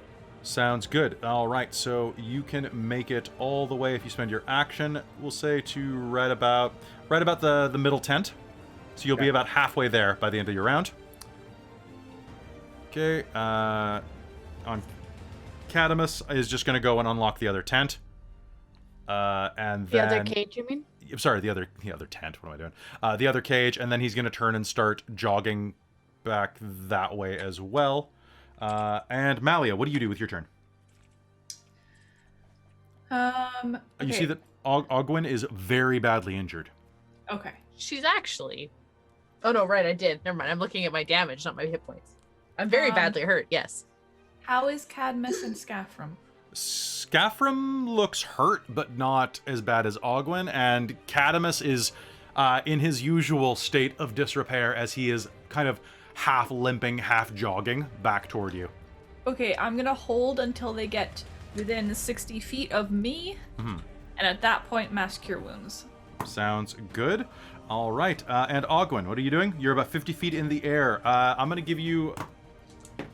Yeah. I'm gonna wave Ogwyn down as well. Ogwyn, Yeah, within distance. as you watch this frost giant that tries to run away die, what you are going to hear from your vantage point and see is the sound of... to the north, as this frost giant that's been chained to this ancient windmill looks over at all of the dead as the tents have been cleared out from the carnage and watches the last one fall. And that is when you'll notice that aside from the old one, all of them were pretty young giants. The breeding mare, Everlasting One, looks down and in a barely comprehensible giant will say, "My children." And is going to... Wow, that is the unluckiest roll I've ever made. Is going to pull taut on the chain that is holding her to the windmill and is going to pull it. It is not going to snap this round. You guys got so lucky. I rolled a nat 1 on the strength roll. Overcome by grief and like her hands coated with blood from where she's been pulling along the rusted chain. She can't quite get it this round. All right. New round. Is anybody moving to... So, Ogwyn, you're going to see this. What are you doing with your action? I will go down. We might be in a little bit more trouble, friends. All right, everybody get over here now. Yeah, I'll get within range. You could also you could also move toward the center of camp to add speed to this. Yes. No. Okay. Dwarf legs only go so fast. Yeah. Yeah. Kadamus' But speed I is need to only make 24. sure that the others would as well. All right. So you can move. You can do a double move to get right to here, right? Basically to like the middle of the quarter into camp. Okay, so the next turn it would instead of holding. Okay, well I'll wave at Ogwyn and Mars to move with me. Okay. Damn, Kadamus can still only get to here. Even Okay. like running? Yeah, it's that. This is 50 feet. Jesus. Yeah. Because I Dwarf need him legs. within 30 radius. Okay, so if you move another 30 forward on your turn, it'll work. Okay. Oh, you know what he's gonna do though? He can jump this. It's not that high, and his strength is huge. So on his turn, he can make it to here. What do we? Is anybody doing anything in preparation on your turn? You can hear the giantess pulling again on the chain. Mars, what are you doing? How far away is she? She is... from where she is pulling on the chain from you, she is 100 feet away. Dang. That's inside of your bow's range. 80. Okay, you'll have disadvantage, but you can still shoot. But what if I shoot her and then I just break the chain? I mean, I don't think your bow would. I think it's more important that we start whittling her health down. Okay. Which, this is very confusing to Malia, that she's obviously chained up by her kids, and yet she still somehow cares about them a lot. You know what? I'm not This going is to a get very in. weird situation. Yes, it is. It is a disturbing situation. We are not going to plumb the depths of. They certainly didn't like your god. I'll try it at a disadvantage. So, Mars, you can move Question. 20 feet closer. Can That's good. Like, Yeah. even if Mars the get stuff's on in the my way? broom with me and get advantage from having the high ground?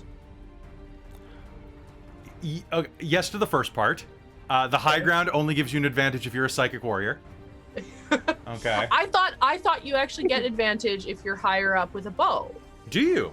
Let me I look could at that be real wrong. quick. I thought It's gravity. Yeah. exactly. No, you just because you have a That's better so view. dynamic for Maybe either. I don't know. Well, Shooting down give me 1 second. Okay? velocity.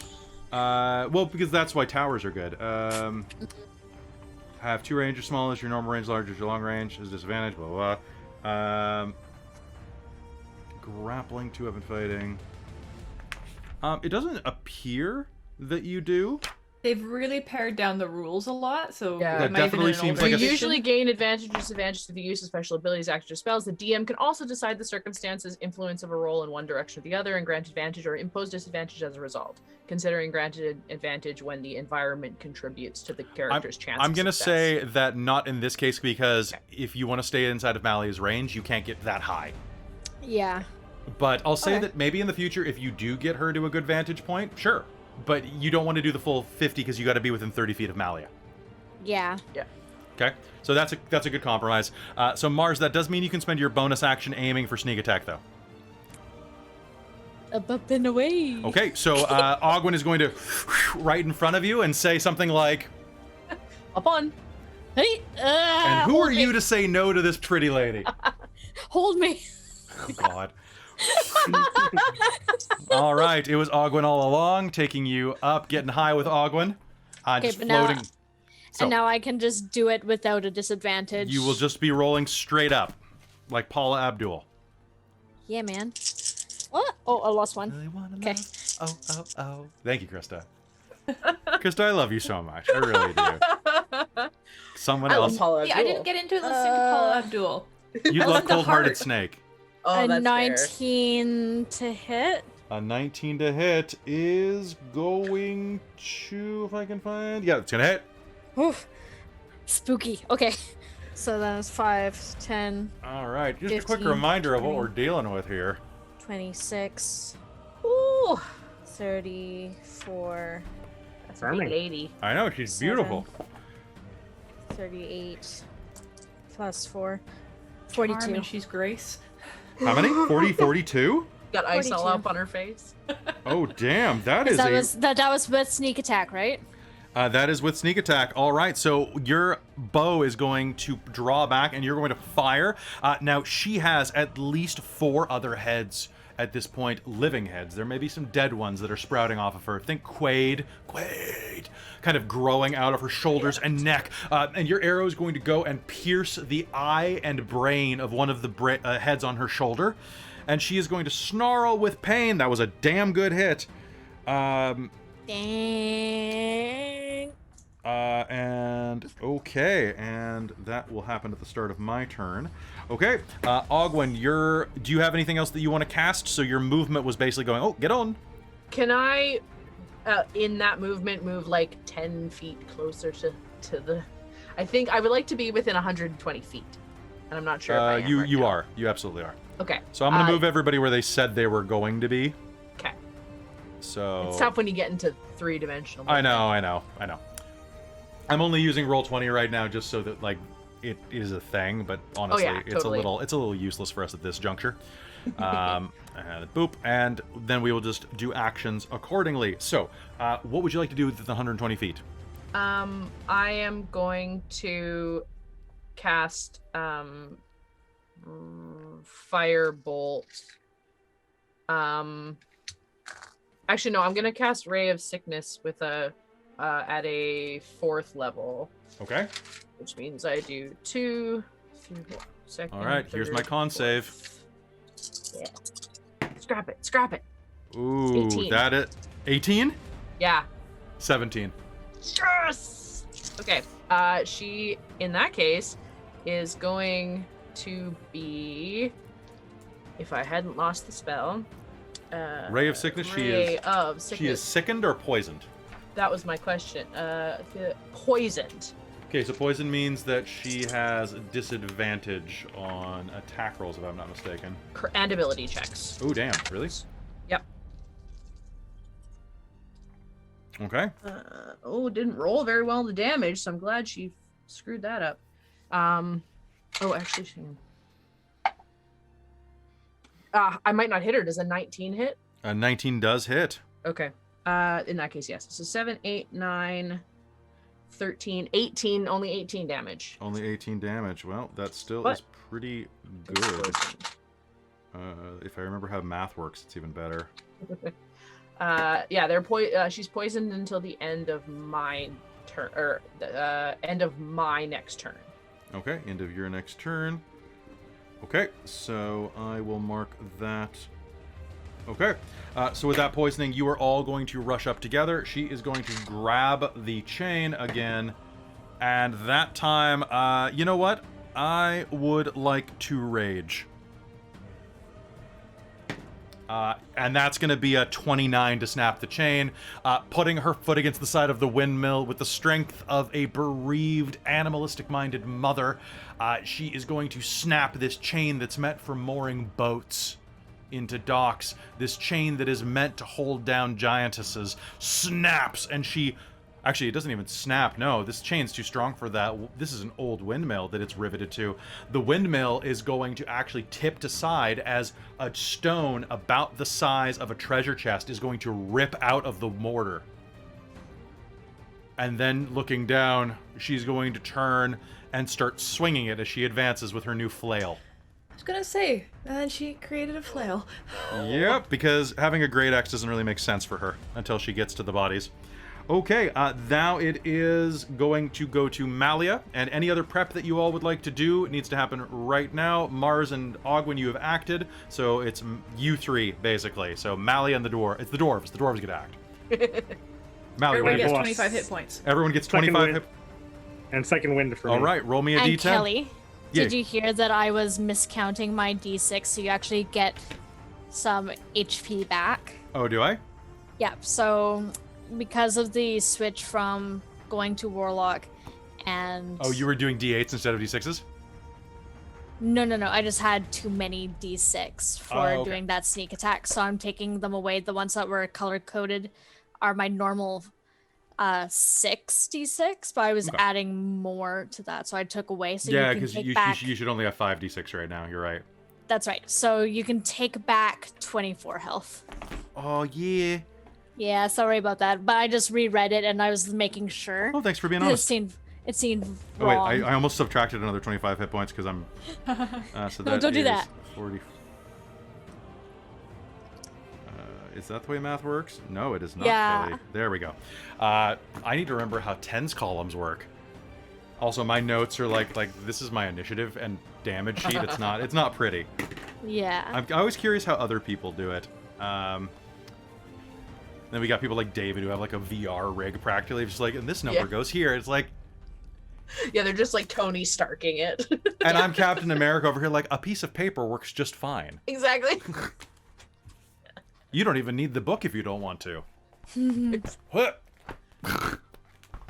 And it comes back because it's made of vibranium. Anyway, Exactly. my book is not made of. Actually, you know what? Compared to the World of Darkness books, these are made of vibranium because those things fall apart in a stiff wind. God, the glue is made of ink, right? That doesn't even make any sense. Anyway, okay. So you did that. Kadamus cannot use that to regenerate at that point.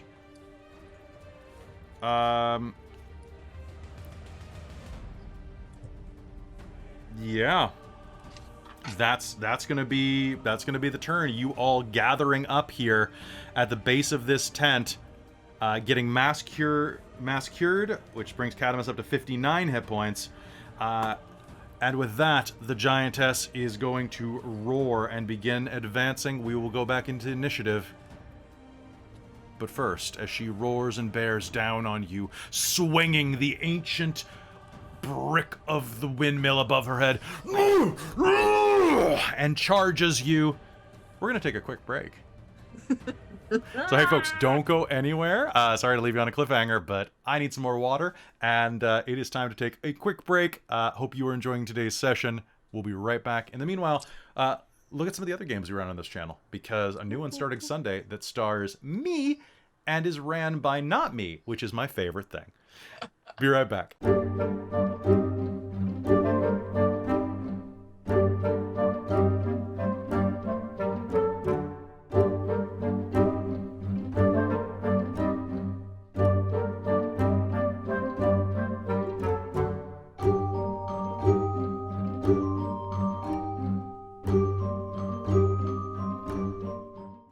And we're back. Hi, everybody. This is the part where we talk to the chat. I'm going to make that graphic someday, I promise. No, I won't make the graphic. I'll have Mike make the graphic, but I'll make the sound clip for it. I'll find a little jingle. So, hey, everybody. Honestly, no. What you should do is do a video where, like, you do the "Let's talk to the chat" and you have the rainbow with "Let's talk to the chat" Yeah, just between your hands, And then, like, have And like then an you turning like this. I need a smoking jacket for that to work, though. So. Hey, maybe it's Maybe working you never out. know Maybe what's going on in maybe Dork it's Tales coming land. together. I kind of wish that like it should be like the and there should be like a little explosion and then like a corpse with James's head on it exploding from the base of the rainbow. Surprise! It was actually Rainbow Dash all along. Dun, dun, dun, dun, dun, dun. Anyway, hi guys. So this is the part of the game where we talk to the chat. I had to put a sweater on because this weather doesn't know what the hell. Friday it's supposed to be 23 degrees. And Art Hard, you could totally handle me in a smoking jacket. Smarmy look. Yeah, it's supposed to be like warm, and I had to go to my bedroom and put on full pants. I was wearing shorts. I had to put on full pants and a hoodie because it is like I was getting like goosebumps, guys. I was getting goosebumps. Oh no, it's not supposed to be warm today. No, it's supposed to be like The weather's doing Friday, the flippy Saturday. flops. It's going like, oh, we're hot. Get used to that. And now we're cold. Like giants. Now we're gonna rain. It's like all of my 40s. I'm hot and cold all the time. God, you're having hot flashes? Pretty much. That's not supposed to. There are things about you I don't know, Mike. Oh, we have a thing. no, We don't have go a there. thing. Kelly? Death McDoom will give 1,000 bits if you wear a smoking jacket. According to chat. Ooh. Does that offer The go screenshot. past tonight because it needs to be made? It's in or pieces ordered? right now, okay? Shh, don't tell them what I'm doing. Don't tell them what I'm doing. Hey, you know what? They don't know what it is. They don't know how what it is. glorious it's gonna be. You are doing a lot of really great work for me. And also, how much do I owe you from Costco? I think it's like I just found my receipt. I think it's like $100. So let me know. Let me know, please. Krista was lovely and picked up some stuff at Costco while Christine was ill last Friday, when we weren't having Rain of Memories because Christine got really sick, and then had just like, poutine, oh. and then probably felt really better at first. It was delicious and I enjoyed it. Art Hard's And I saying sat there and just ate it all. Art It Hard's was talking great. about your hair. Oh, thank you. I just redid it tonight. Like, literally 5 o'clock, I got in the shower to wash out the dye. So But, fun like, stuff. I put, like, blue and it's purple on top. You're so pretty. Great. I love it. And I'm gonna get an undercut tomorrow. Ooh. So all this is gonna go. This is very exciting. She did her hair, and then she asked me as I'm waking up from a nap before a game because I did not sleep well last night. Is like, do you like it? And I'm like, You were in your chair Yeah, but this is working, and I went, "Do you like it?" and I'm like, I could barely focus on you. I'm like, what is going on? You did the. Oh, you have hair now. You know, like, He's the one also who gives me shit if I don't notice when he picks me up from work that he's had a haircut okay. when I didn't know he was going. To be fair, if you look at past videos at how bad I let my hair get before like it goes out to like here and then suddenly it's But this is after an 8-hour workday. yeah, well. I had an 8-hour workday talking. I can't tell anybody because we haven't. Y'all just failed your perception checks, okay? It's fair. It's fair. Oh yeah. Can I just point out that I've had this hairstyle like forever, and I don't like put any color in there. This is all natural, and like I get no love ever. What do you mean you don't get any love ever? I get no love. It's like You get lots of love, This is nature's like work right here. Let nature take its course. I was appreciating having a fellow Ginger around. Yeah, It's always kinda nice. Yeah, Well, I mean, that's all Aberrant was Ginger Tales. It really yeah, was. It was. By the way, I finished editing the last episodes, which means that I'm just a little behind on Cyberpunk, and those will be up soon too. No, Aberrant's so good. If you haven't seen it, like, do yourself a favor. It's I really can't wait good. for my shirt to come in. It's gonna be good. So there should be. Speaking of- Yeah, speaking of- look. yeah. I wonder where I you can't can. wait for my shirts to arrive. I So- want them. Hey, folks, don't forget that you can go get Dork Tales merch on our TeePublic store, which apparently the algorithm doesn't work, or the search engine doesn't work, so you can't search Dork Tales. You have to go through the link. Yeah, I have the same oh. problem with the laser chrome stuff. It's impossible to find anything. It's really weird. It's really weird, but I want my shirts too, Amy. I've got Mike's mugs, or like not this Mike, other Mike, like Xeno Mike. I've got Mike's mug right here, and they haven't picked it up. And I keep messaging them, being like, "Hey, are you gonna get this stuff?" Nothing. I think Mike's dead. I think Mike's dead, guys. No. Should you made a page for Aberon on the wiki? Yeah, sure. I promise I will go and check that soon, Trizelta. It has been a hell of a month. So some fun things that are happening soon, just so that you're all aware, is I've already talked about so much of this stuff. There's something cool in June, two cool things in June that are going to be very good for you if you like us. By the way, if you're new here, give us a follow. Go sub if you're watching on YouTube right now, or go to YouTube and sub. It's Dork Tales on both. If you're not new, tell your friends. Yeah, if you're not, bring your friends and join our Discord because it's nice. And because I always have to shill, hey, if you enjoy this stream and would like to help the stream grow and help us get better tech and stuff like that, we do have a Patreon. And if you subscribe on Twitch, which if you have an Amazon Prime account, you can do for free. It just takes Jeff Bezos's money, which Honestly. Honestly, if you have an Amazon Prime, just give it to us, or give it to someone else who needs it. Art Hard, you got a lot of subs. You can keep them. Speaking of which, we have some really good people in the chat right now. Art Hard Studios is there. They run a fantastic game called Weed D&D, which I always erroneously refer to as Weed and D. But either way, Bam, the DM, is a fantastic guy. He runs a great game for regular people as well. That sounds bad. For regular people as well as cannabis enthusiasts. But it's a cannabis positive Dungeons and Dragons game, and set in the is it nation or world of Gunjira? And it's but it's such a fun game, and he is a masterful performer, and you should go and watch his stuff too. The biggest regret that I have is that our Candlekeep game had to run on Tuesdays, which is during their normal game. So I couldn't lurk in their chat while I did other stuff. Also, a couple things. Strange Brood Tabletop is here. Gunjira, yeah. Oh, Gunjaria. My bad. You're telling the prologue. Oh, okay. The live? Okay. Then we have some other cool people. DM Mike has a YouTube channel. Go check out DM Mike. DM Mike, what's your YouTube channel link? Is it just DM Mike? I can't remember off the top of my head. Second Gen Gamer is Robin from our stream. So go give people some follows, give some love, and help us build our community. And help. We're real collective, aren't we? It's kind of coming together. My jaw really hurts still. I was trying to take a nap earlier, and the dog's not supposed to get on the bed because he buggered his leg up. So I tried to help him, but the dog is large, and he does not like being picked up. So as I tried to pick him up, he rocketed his head into this part of my jaw right here, like the hinge, and it hurts. It's going. I'm probably gonna have a bruise tomorrow. But thankfully, there's no stream tomorrow. But I feel like I just took quite a good hit to the jaw, like a punch.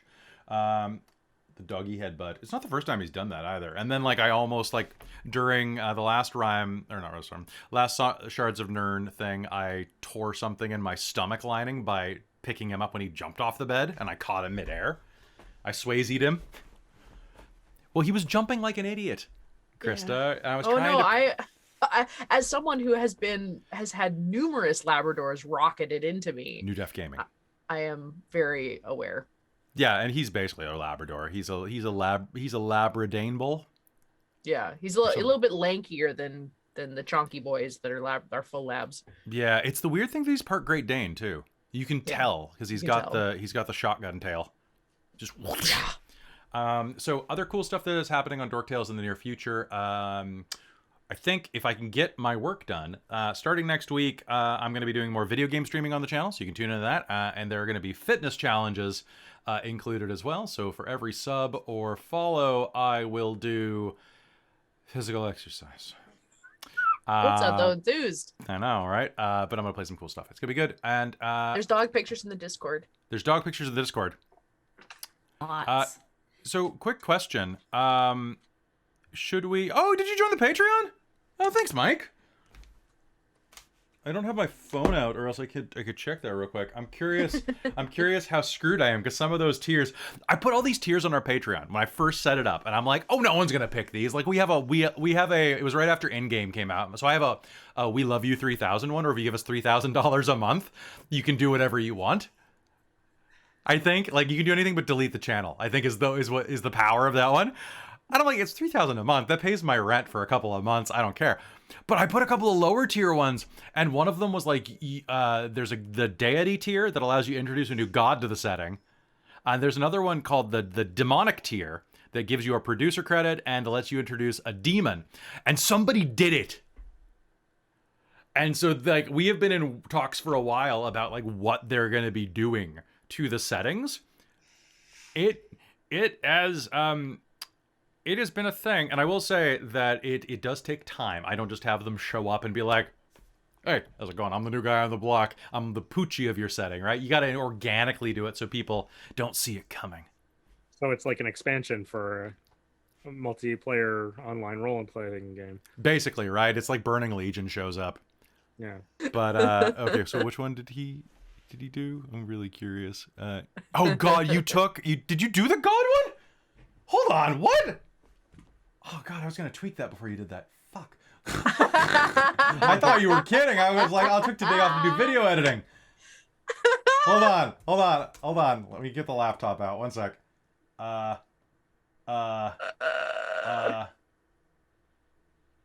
no, you did it! Okay, Mike, we will work together on this one to figure this out, Mike. So DM Mike, we're going to work together to figure this out and how best to introduce this. Okay, we're going to make it happen.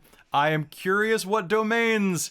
I guess, I guess I better make you a VIP real quick, but Jesus. Well, thank you so much, first of all. That is amazing. Damn. Guys, I love you. This channel has grown so legend. much over the years, and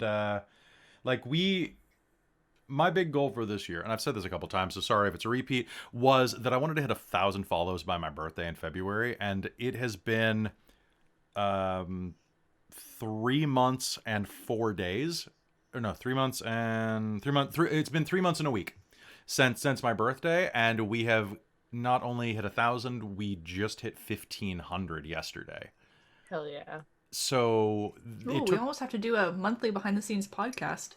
Oh no, really? Yeah, we're at 75% complete. Oh my god, we have to do the podcast. Oh god. You be the cleric of your domain for a one shot? Yeah, hell yeah. That'll be, yeah, no, totally. Do it. Mike, we'll talk. Mike, let me know what best way we can talk through Patreon chat. We can talk through Discord if that's good for you.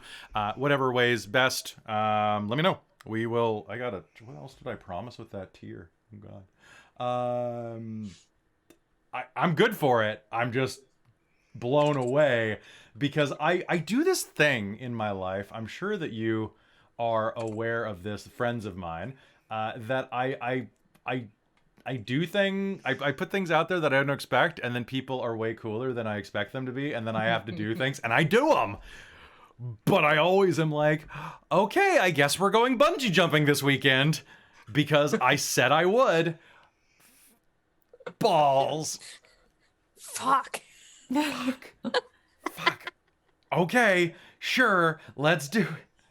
God, this has happened so many times in my life. Like the time that people bet me I couldn't make a full panda fursuit for a Ron 1/2 cosplay.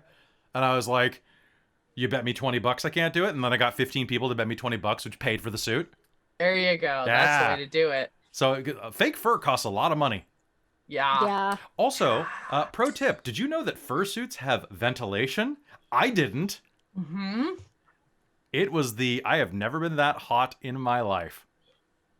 I actually could wring sweat out of my shirt. Ugh.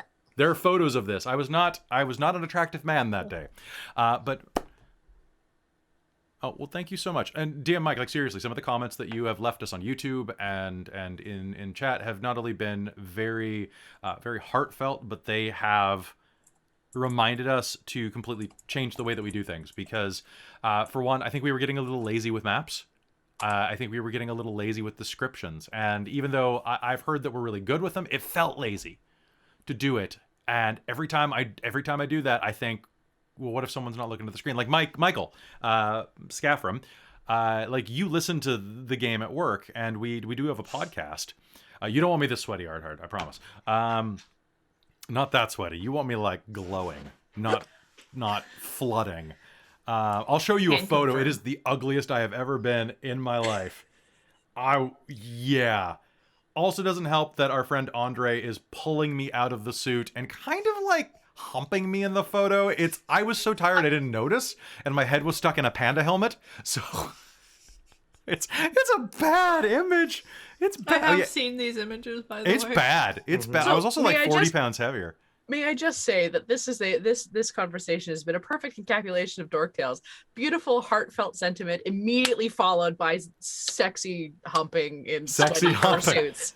So, Please send. No, No, Are you it's- new? Are you new to the channel? no, I was just saying, if for those that are Yeah. new, this is a perfect encapsulation of everything that it is. I really, yeah, God, I really appreciate you guys. I really appreciate everybody here. And one of the things is when I say that I really appreciate you, I want you to know that I'm sincere. I never ever want to be one of those people on the internet who says, "Oh, thank you so much for subscribing. It means so much to me. Like, thank you so much." You fucking idiots. Like, I don't want to be that guy. I actually, this is so cool. Kelly unleashes all his hate on me when I'm doing graphics for him. So That's true. That's true. I But then accept it. But then I give you beer. Yes, I know. It makes up for it. I know, I bring you- seriously. Get you lots of beer. Look, I'll drink to that. Is this a candidate for a certain Discord channel? Which certain Oh, not safe for work?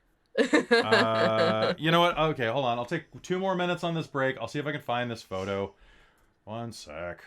I think it's on Yeah, Facebook. and I think that's the Robin. thing is like we are never putting it on when we say thank you so much. I hope I never seem Anything insincere that as well. happens, rating, follows, subs, like the insane people who gifted 20 subs. Right? Not safe for work. Cursed. Yeah, kind of. I Kind of.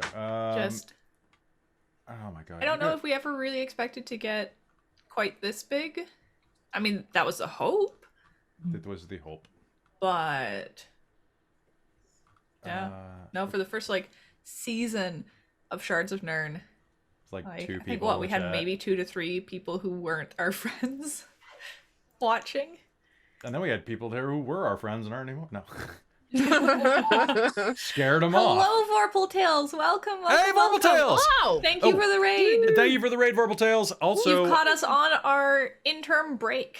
so that means I actually Yeah. get to say hello, because normally we focus down and we don't talk to the chat while we're playing, which is why I love these breaks and why they stretch on a little while. Vorpal Tales, really happy to be working with you kind of on a thing that I don't think we're supposed to talk about. So, ding, ding, ding, ding, ding, ding, ding. Keep There an you go, eye guys.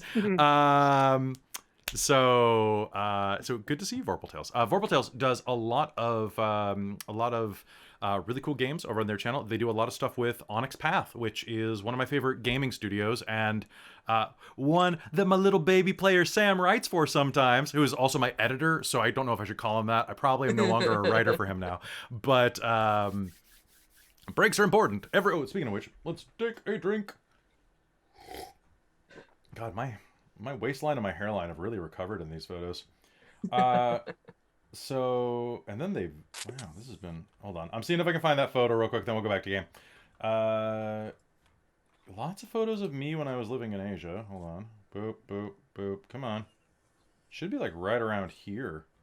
No, it was before this. Yeah, that's that weird summer. There's a bunch of zucchini. There's me in a panda suit, but that's not the... The wrong panda suit. Why are there multiple? No, that's the same suits? panda suit. Oh, okay. But it's the same panda suit. It's just the wrong photo. Oh, it's because it was the picture of the guy who looked like me standing next to me in a panda suit. We just found this random guy who looked like me, and we're like, "Do you want to pose with this panda?" And he was like, "All right," because it's Seattle. And No one idea cares. why. I mean, it's an anime convention. Whatever, it's fine. Okay, what did I? Oh, hydrate. Okay. What do you hate Frog a bit for?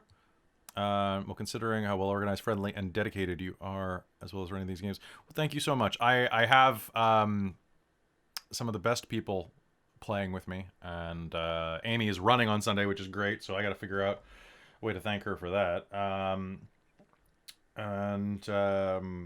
The same way everyone thanks you by making you do more work. Yay! That's honestly the way it works, isn't it? It's not work; it's fun.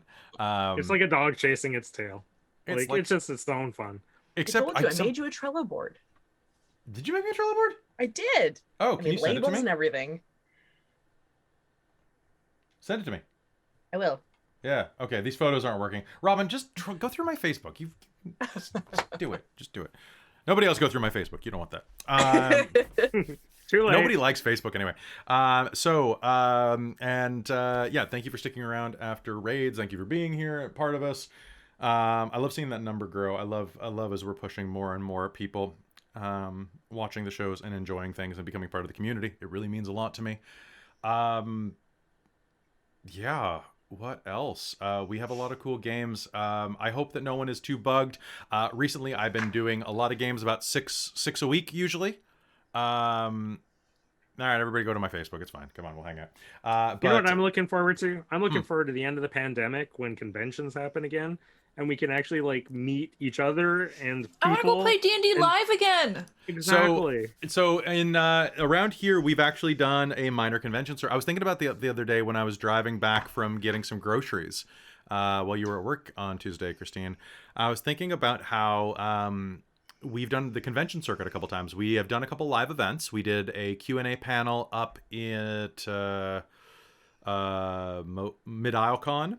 We did Van Islecon with a stage performance that was really good. Some good photos of the characters there. Particularly Winter has some really good photos from that. I miss that bod a lot. It's quarantine. It's fine. We'll get it back. And we've done a lot of my conventions. first one, my sorceress. And we were supposed to Great. be doing a live performance at Phenomicon before the pandemic, and then it canceled. We were one of their headliners. And I think it's so funny. I was driving home and I was like, "Oh, we're going to be headlining these like little cons." Oh my God, we are 3 times, 10 times bigger than we were when we were headlining them before. Yeah. That's weird. That's really weird. Really weird. Yeah, Dork Tales convention. I am not running another convention. I ran a convention for 7 years. I have put on over 40 conventions in my life. I'm not doing another one yet. But be a headliner. Yet. I'm doing another Dork We'll Expo. do another online one. Yeah, we'll do those. But we are going Where we don't have to to feed you. I'm gonna try to get Dork Tales in for some panels at Emerald City in 2022. And some other comic book and gaming conventions kind of around the Pacific Northwest. So if you're in this area, like, come and visit us. Like, don't break the bank. Don't pay for a plane ticket just to come out and see us unless you got tons of cash. But Unless like, you also want to go to Emerald City Comic Con. yeah, that's fine. Yeah. Like, all We can't tell you what to do. all I need is like, I only have a few requests, which is, be kind to yourself. Don't be a stalker in person. And then besides that, come hang out. Like, seriously, like, we're a really good group of people and you're a really good audience and like extended Dork family. Like, it's great. I want fucking Bam to fly up from Nevada and come visit. And you can even have all the same amount of fun. It's Washington State. If you get my drift. But yeah, Robin, you're a bit of a stalker, but like, it's okay. You look good and you paint your boobs, which is important. Yeah. Although I'm going to get her clothes, so does that make me her stalker? Are you going to keep scraps of them when they're done? I sure am. Yeah. Yeah. And of Christine's, for that matter, and of yours. I'm gonna have so many scraps. I would love to see you, Wonka. I can And just then the picture. We can have a conversation Dork Tales descends shrine. again. Yeah, there it goes. I can just picture getting everybody around the goddamn Cheesecake Factory in Seattle, right next to the convention center, and like just taking up like a 40-person area and be like, I suppose you're wondering why I've called you all here. It's for motherfucking cheesecake. And then I will eat like 2 cheesecakes, just whole cheesecakes, because I love me some key lime cheesecake. So which, good. oh my god, Wonka, if you come up, you got to bring me some key limes because you're from there, or close enough. Anyway, what?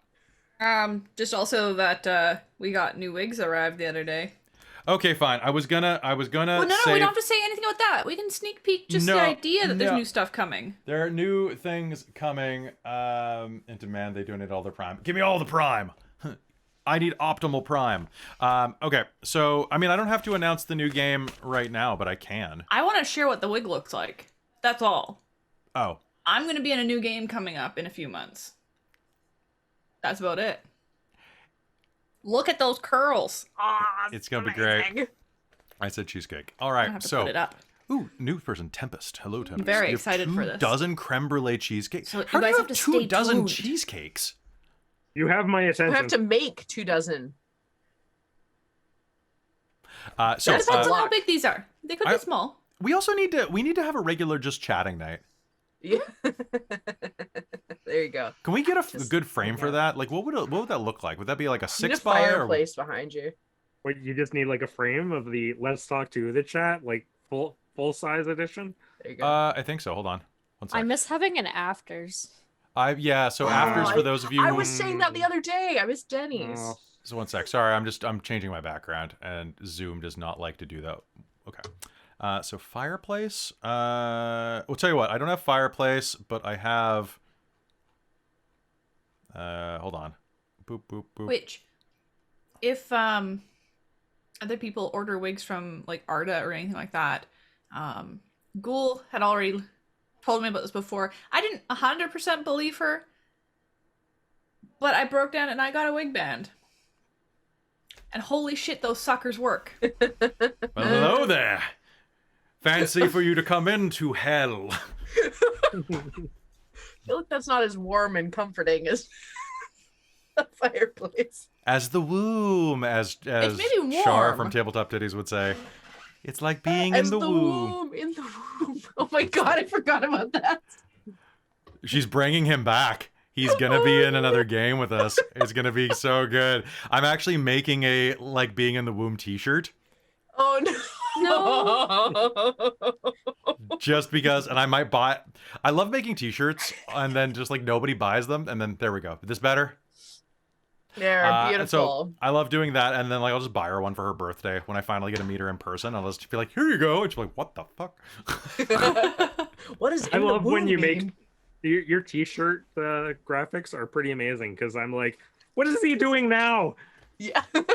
Some of them are good. Oh, you're the graphic designer. I'm just really good at winging things, and Yeah, I know. Some of them are great because it's just so out of left field. Like I did not expect to see them, and I'm like, wow, that's actually really good. So, I and then learned. there's others. Wow, that's really not that great, but sure, Well, the ones that are really not that great, I do. Some of them are like they future, sell. like Future Dog. It is deliberately not that great. I know and that's what makes it so good. It was so bad that CD Projekt Red told me I was not allowed to sell it.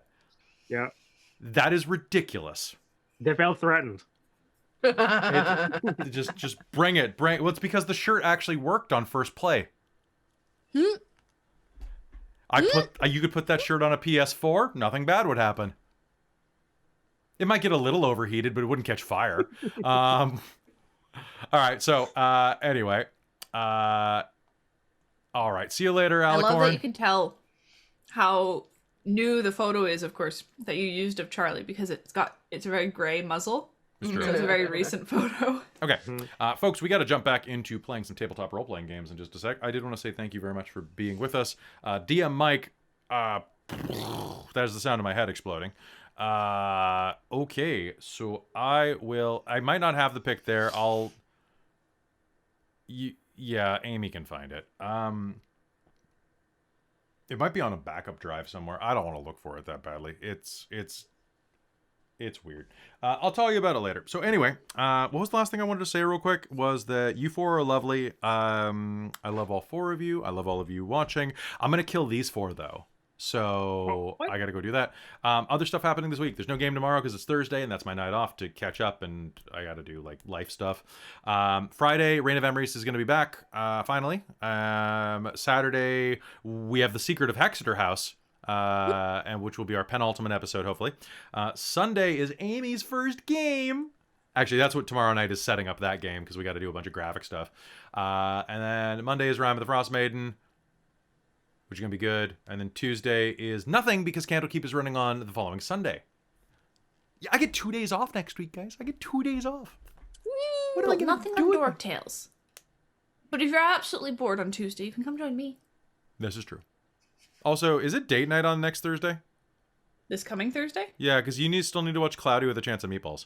Oh my god, yes, you have to watch Cloudy with a Chance of Have Meatballs. you watched The Mitchells? The second. Oh no, I haven't watched it yet. I'm sorry. Oh I my haven't god, it's got tried. your name in it, Krista. I know it does. I know, and I sent it to my dad and my siblings, and they were It's- all like, "This is us." So It's really good. It's I'm like, trying to see if I can get the kids to vote for the movie at work on Friday. just And convince manipulate them to them. watch that. Yeah, Wait, because like so are you talking about tomorrow night? No, or I'm the busy. next I'm busy Thursday? tomorrow night. Next Thursday. Well, next Thursday I'm getting shot in the shoulder, Okay, so so I can't guarantee how I'll feel. so laying on the couch watching Cloudy with a Chance of Meatballs. And That's moaning true. about The how second sorry I Cloudy am, has a maybe. few leaks. Well, if you're busy tomorrow night, then if I'm feeling energetic, I might very well stream tomorrow night as well. Yeah, no, I got to help Amy set up stuff, so that'll be Okay. busy. And then yeah, it's been a busy well, day, then guys. maybe I will do some map. So hey, once again, thank you for supporting the channel and for supporting me and for moving us closer to doing really cool stuff and for moving closer to making this actually like a job, like in a good way, like I can pay my bills someday, maybe in the future, in the far off future, in the year 2024. No, it'd be really cool to do that though, and yeah.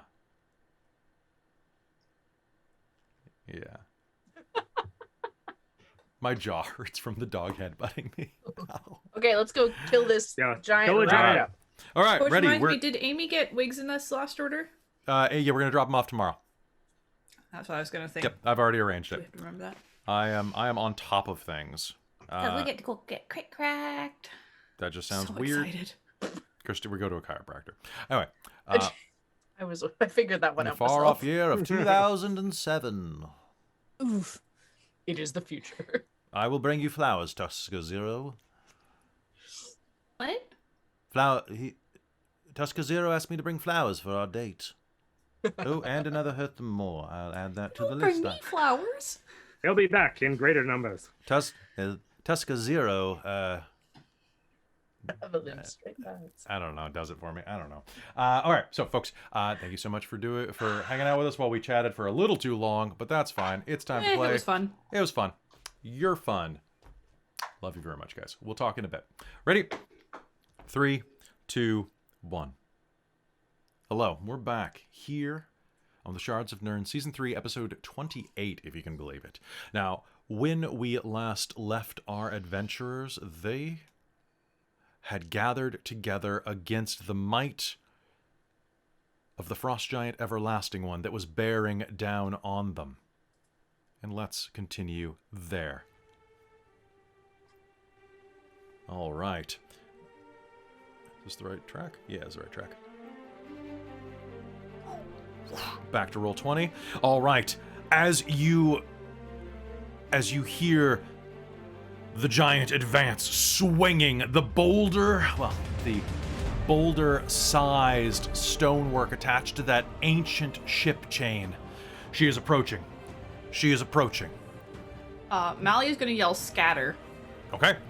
Mars, it is your turn. You are riding on the back of Ogwyn's broom, flying into the sky. You are 30 feet in the air at the moment. Okay, so I'm gonna take another shot at her then. Sounds good. Everyone still has a point of determination. That's So right, I still haven't used mine yet. you have not, and actually somebody bought an extra one, so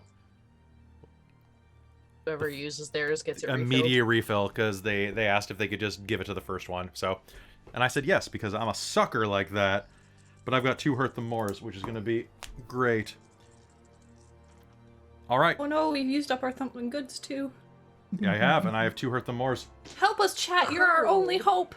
Mars, what do you got? It was not a hit. It was going to be a 14. A 14. Do you have your hurt them more still? Determination, you mean? Or pardon me, your sorry. Yes. Sorry, I'm still blown away by chat. I'll take a hurt the more. Yes, you will. You will. Do you have your determination you'd like to spend? I used one already. Were there If 2? Mars Yes. has used theirs. I was bought one when I already had one. So, well, Can I donate my extra? Someone bought essentially? an extra, so Mars there's can. an extra No, this was floating around. after. This is later.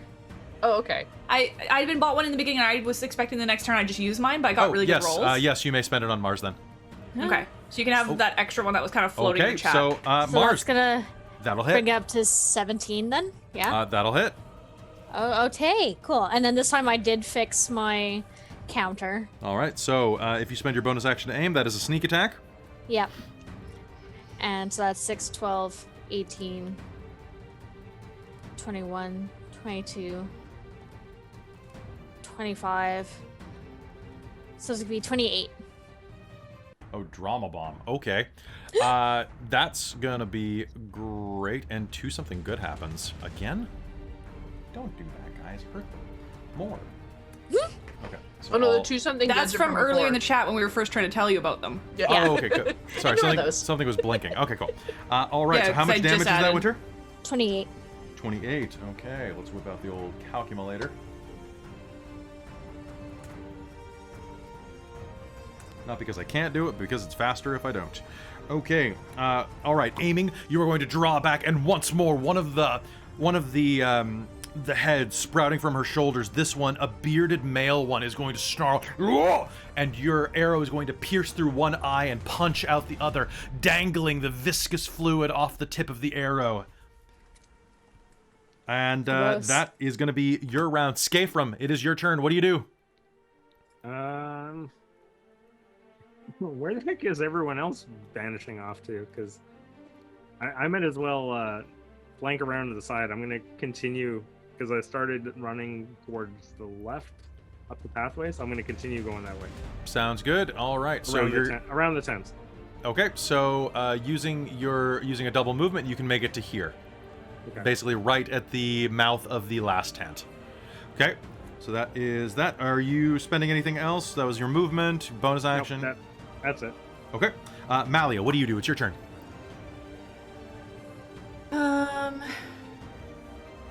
That's a lot of distance. It is a lot of distance. I'm sure that it'll be less soon. What's Okay, my and this tent in front of me is up still, correct? It is still up. They are on top of it because they are flying. Okay.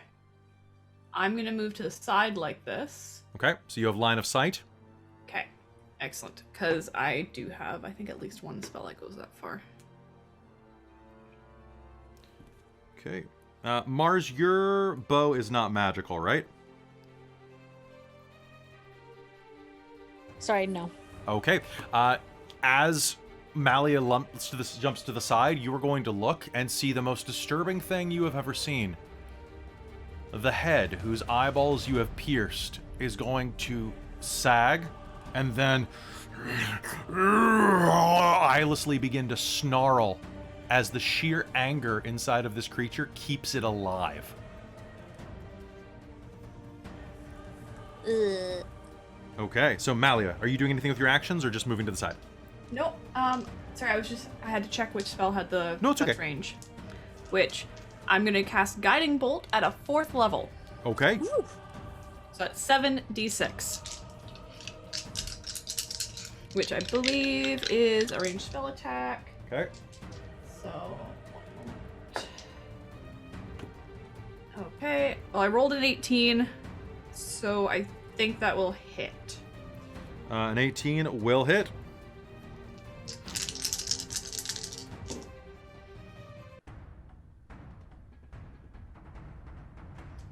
Oh my god, this is so broken. I love this thing.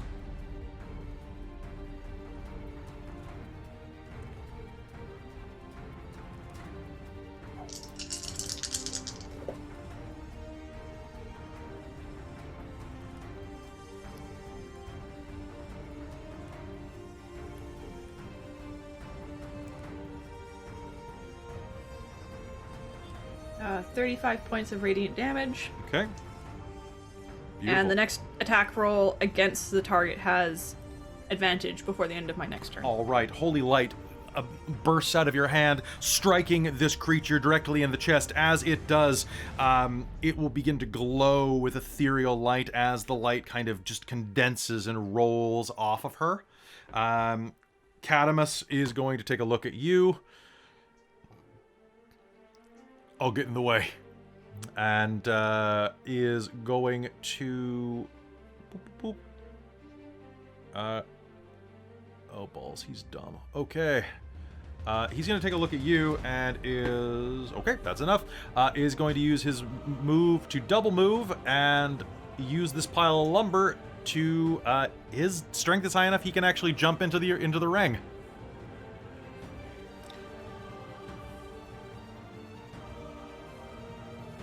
And that's his action, though. Because you guys didn't get a short rest. Ogwyn, it's your turn. I'm gonna cast Bless on Malia. Okay. You get a D4 to every attack roll or saving throw.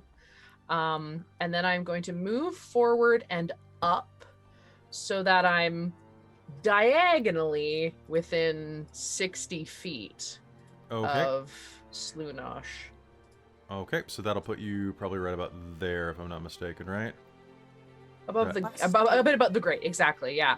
And then I'm going to look. Okay, so you fly forward about kind of diagonally 50 feet, so you're about 80 feet in the air. Awesome. Well, you were 30 feet to begin with because you had to be 30 feet from Malia, so you're kind of about 80 feet in the air above the sharpened stakes that ring her pen. Okay, yeah, as long as I'm within 60 feet of her. Okay. I'll look back to Mars and say, hold on. Whoosh. And then I will look towards her and say, shout out, Sloonosh, show me your soul. And can she make me a wisdom save, please? I'm gonna spend to hurt them more. Yes, she can. That is going to be a 19. No soul. Only Sloonosh. Well, fuck that then. That's my turn. Okay, sorry. It's fine. It's part of the thing. Okay, that is going to be everyone's turn except for hers. Bellowing a war cry, she is going to rush forward. And let me just check something real quick. There is probably not 80 feet of chain. Ooh, actually, hold on. So the chain was designed, so I'm going to base it on this walking path. So there is probably 50 feet of chain only. That sounds fair to me. Well, actually, yeah, 50 feet of chain. It was probably attached to a pivot point. Okay.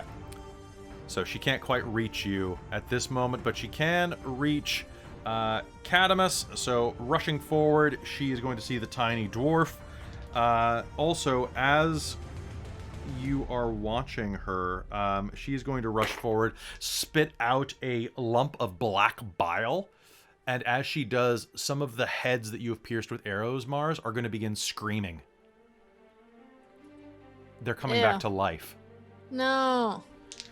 Actually, you know what? Drama Bomb. It is Drama Bomb time. I'm going to spend to hurt them more.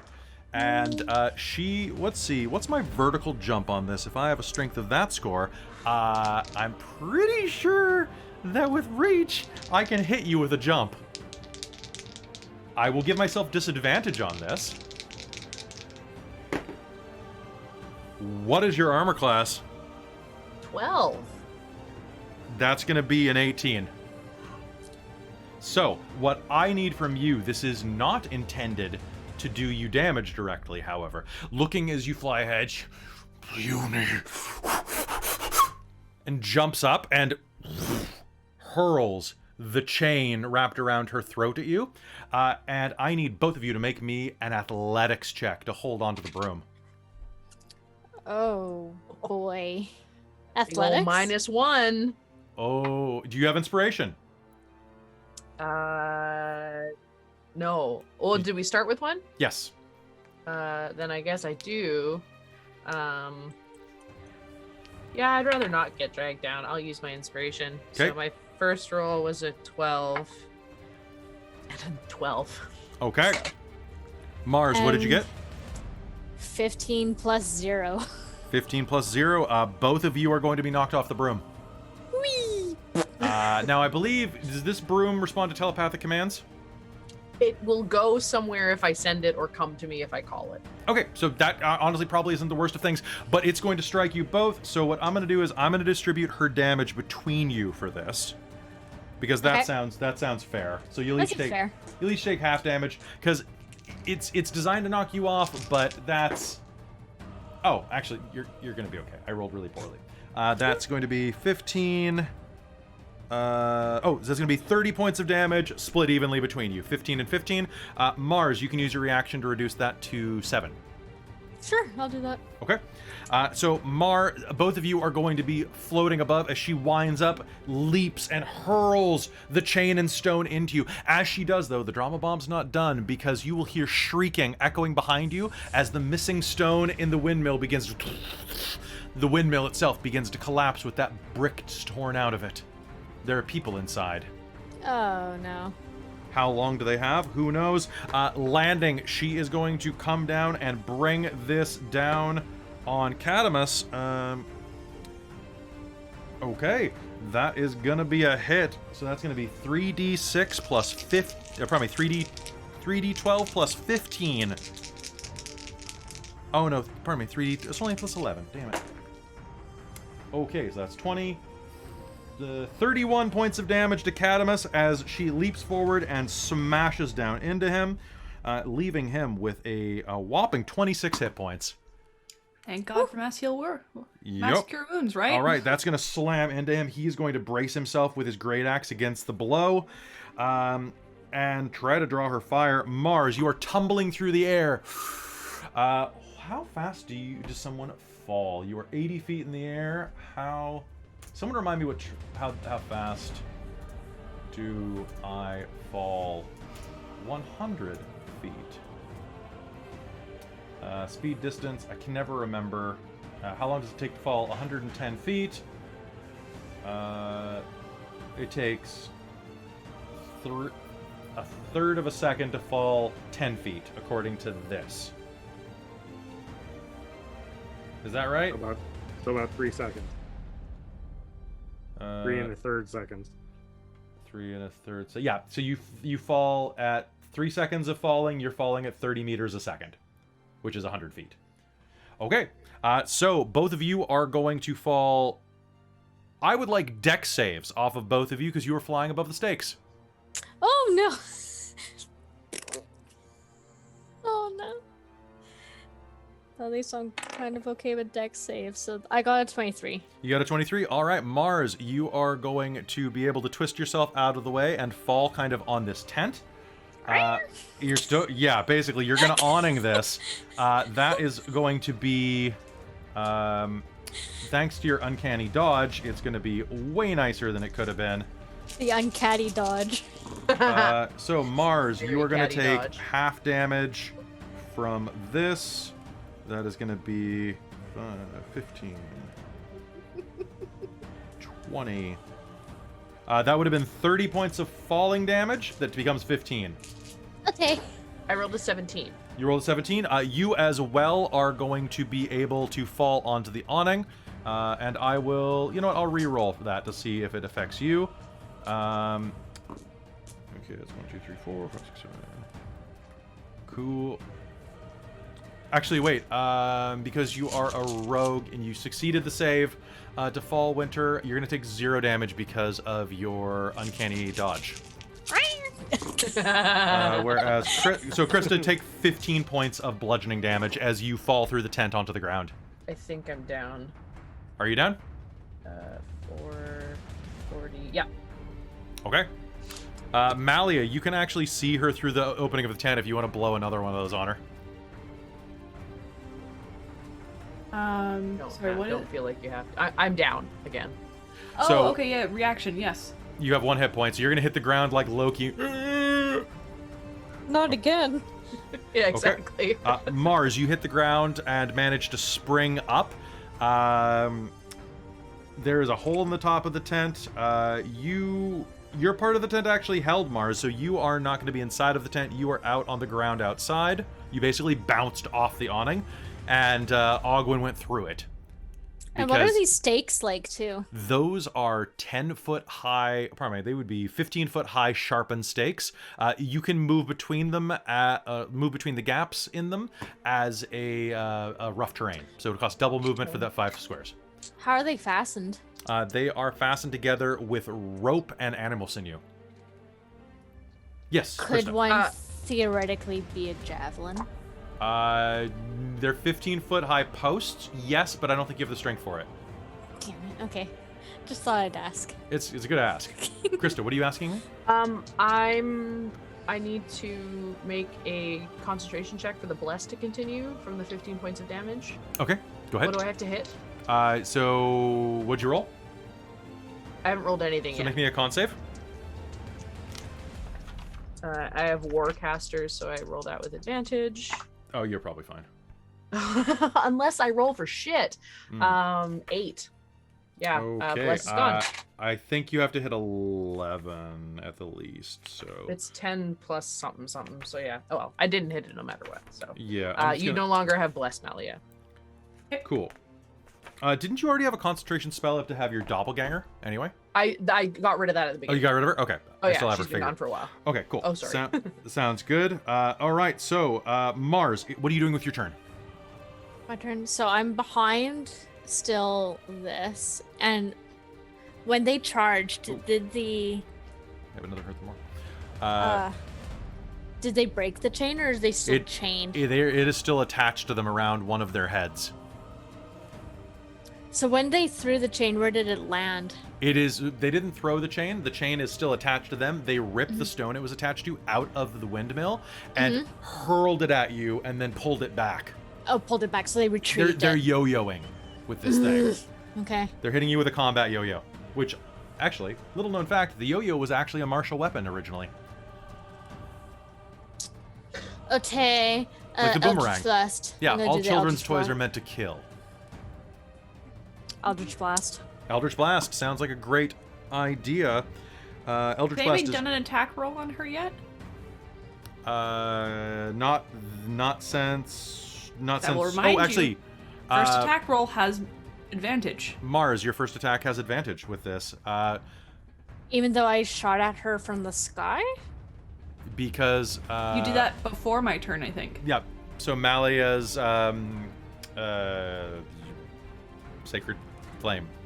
Okay, No, so guiding I get bolt. a... The guiding bolt. Thank you. Right, so I get an advantage on this. Honestly, your sneak attack will deal more damage than your Eldritch Blasts. She's glowing. Okay, so, but this is a... If you spend bonus action to sneak attack, Yeah. then Okay. The bonus action aim for rogues is so good. Very good. But yes, it's... So you roll Advantage. with you roll with advantage because of that. Oh, actually, no. You wouldn't even have to use your bonus action then, because you have advantage from Malia, Me. which is great. Which means you might roll a nat 20, which means that you might do a ton of damage. Which I didn't this time, but I Okay. still pretty sure I hit with a 22. That is a hit. Roll me damage with sneak attack. And then we're about to go to Skafrem's turn. Yeah.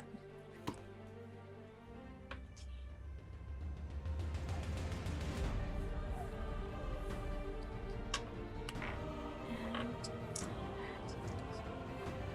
24. 24? Okay, 24 total with everything? Yes. Okay, so that is going to turn. Boop. Cool. I love it when people hit me for the type of damage that's easy to calculate. Okay, good job, Snack Attack. All right, you doing anything with your bonus action? I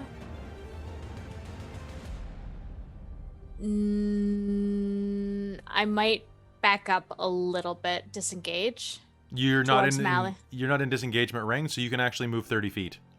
All right, then I'm gonna back up towards Malia. Okay, so that'll be over Where is she here. on here? If you can move me just closer to her. Yep. So you're There. back around the side of the tent, blocking view. Skafrem, it's your turn. What do you do? Can I cut through that tent? Yeah. Yeah, you can. Cutting through that tent. Sounds good. All right, so cutting through that tent, you can make it on the other side of the stakes. Can I make it out of the tent and still attack with javelin throw? Yes, you can. You can actually make it right to the other side of the stakes. You can use. You can basically make it just on the other side of the staked fence if you squeeze through. Okay. And you have enough javelins you can throw. So you can throw 3 javelins in 1 round. I'm going to start launching javelins. Yeah. Do it. All right, give me 3 javelin throws, please. Well, there's good news and bad news. I rolled a 19. Okay. And I crit on 19s and 20s. You do, because you're a champion. I do. And I rolled 8 and a 4, so that's without any additional stuff. Well, let's so add that good. additional stuff then. Let's see. So with javelins, you're at a plus 11. Plus so 11? 19, That's a hit. 19 and 15. That is a hit. You have 3 hits, one of which is a crit. Cool. And it's 6 dice. 2, 3, 4. And 5, 7. She is enraged, and you can see every vein pulsing through her blue-gray skin. As she roars at you, you know that you're going to meet some resistance. She seems to be shrugging off blows like a barbarian, but that is a hell of a hit. What'd you get? So 3 javelins fly, and they do a total of 36 damage. Total of 36 damage, and you doubled your dice for the first one, right? Yes, I did. Fantastic. All right, 36. Boom. All right, she is bloodied. Your javelins are going to strike, popping one of the heads and spilling out the withered brains inside onto her chest. Good hit, good hit. Malia, it's your turn. Okay. So she's bloodied, you say? She is bloodied. Well, I really want to try this spell out, so That's all. That's never good to hear as a DM. That's I'm a gonna new do it. spell. make a con save.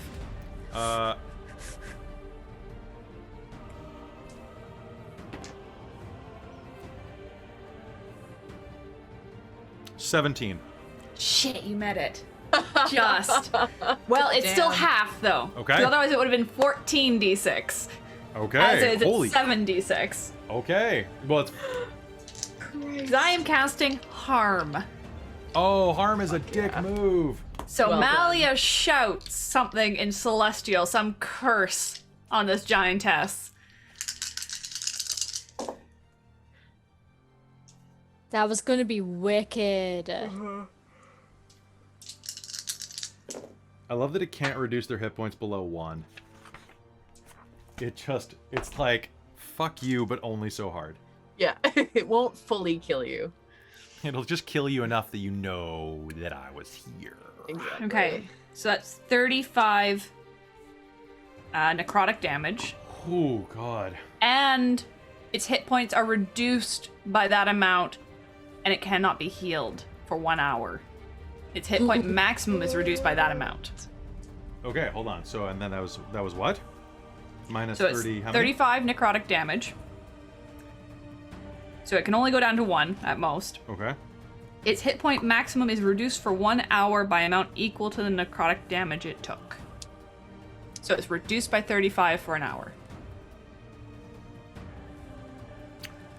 I have to check one thing in this book real quick. Hold on one second. Because I think there's a way around this for it. If it has something that removes disease. It has regeneration.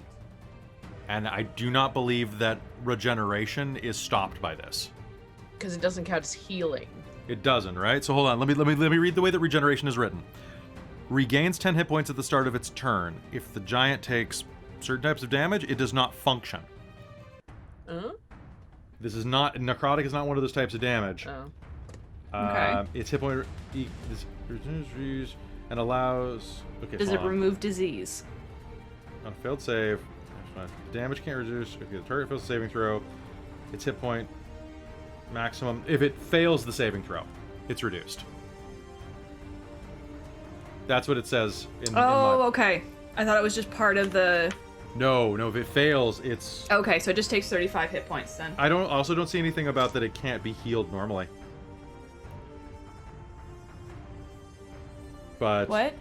The thing about you can't... no healing works on it? I didn't say that. Oh, I thought you did. I said you... hit point maximum is Oh, reduced okay. by the amount. My That's why I bad. was kind of going, what are you talking about? Remove disease works, but nothing else does. Sorry, I misheard what you were saying. And it's so- only 1 hour, so... Okay, so... Alright, so that's still gonna hurt it. Anything else you're doing with your turn? Well... No? Okay. There's not really much that you can do on bonus actions if you're not like a fighter. Okay. I'm action economy. Damn action economy. Okay, so... Yeah, casters have it rough. Can I do this?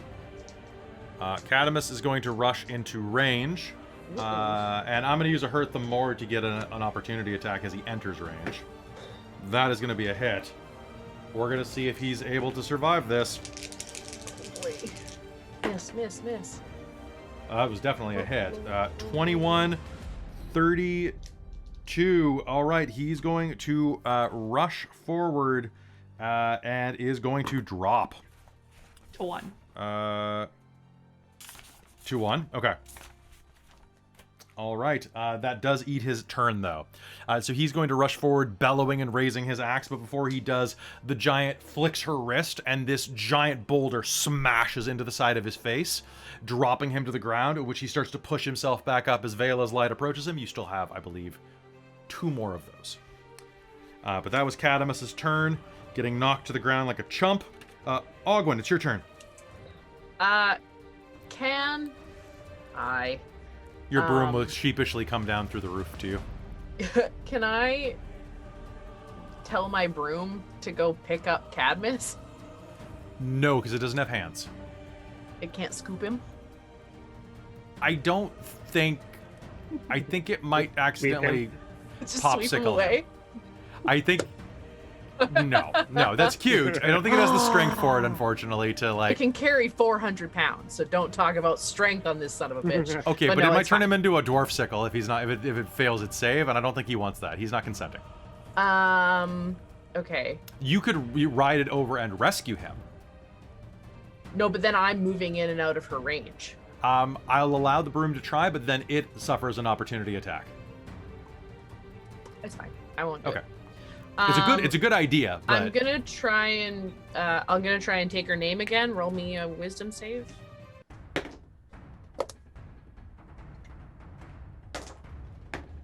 for an 18. Okay, hold on. Please Got tell me him. that's bad rolls. Hurt the Fucking more. got him. 9 on the first roll. Hurt them more. To re-roll. 4. My last hurt them more to roll a third time. 3. Got him. I was did meant to have her everything I name. could to prevent this, and you will grab her name and be able to use your power. What do you got? I'm gonna cast Ray of Sickness at a 6th level spell. Okay. Nice. So I need to hit her first. Ooh, 17. 17 hits. Oh, thank God. It's gonna use my determination otherwise. Please. No, okay, 17 hits, awesome. So that's gonna be 7d8 plus the 3d8 for my utterance, because I have her name now. And she can make me a Constitution save. Okay. Yes, she can. 22. Okay, so she's not poisoned. 14, 18, 26, 27, 28, 29, 33, 39, 41, 45 What does this look like? poison. What does this look like? So barely alive from Malia keeping her at 1 hit point, thinking about going and rescuing Kadamus, but looking back at it and going, she's almost done. takes one more reach at her, and I will have you, and knows that she's gotten the name, and then throws a sickly green bolt that reaches in, and all of the heads vomit. They all vomit? Oh, beautiful. She is going to sag to her knees and drop down to the ground. Seemingly dead. Someone take off at least one or two of the heads. And at the start of my turn, she dies in front of you, and then suddenly her fist collides with the ground as you watch the molten flesh around her mouth begin to knit. She is going to push herself to her feet, is going to look at the dwarf with one hit point in front of her, and is going to strike him once, which is going to definitely drop him into negatives. Malia, are you going to res?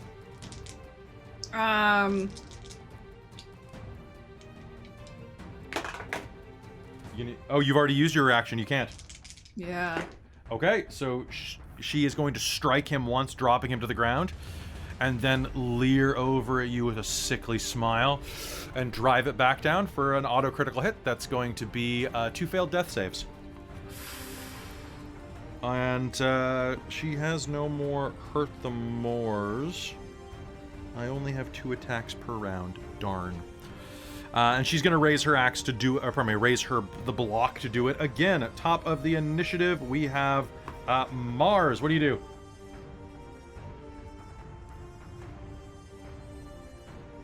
We unmute and then we...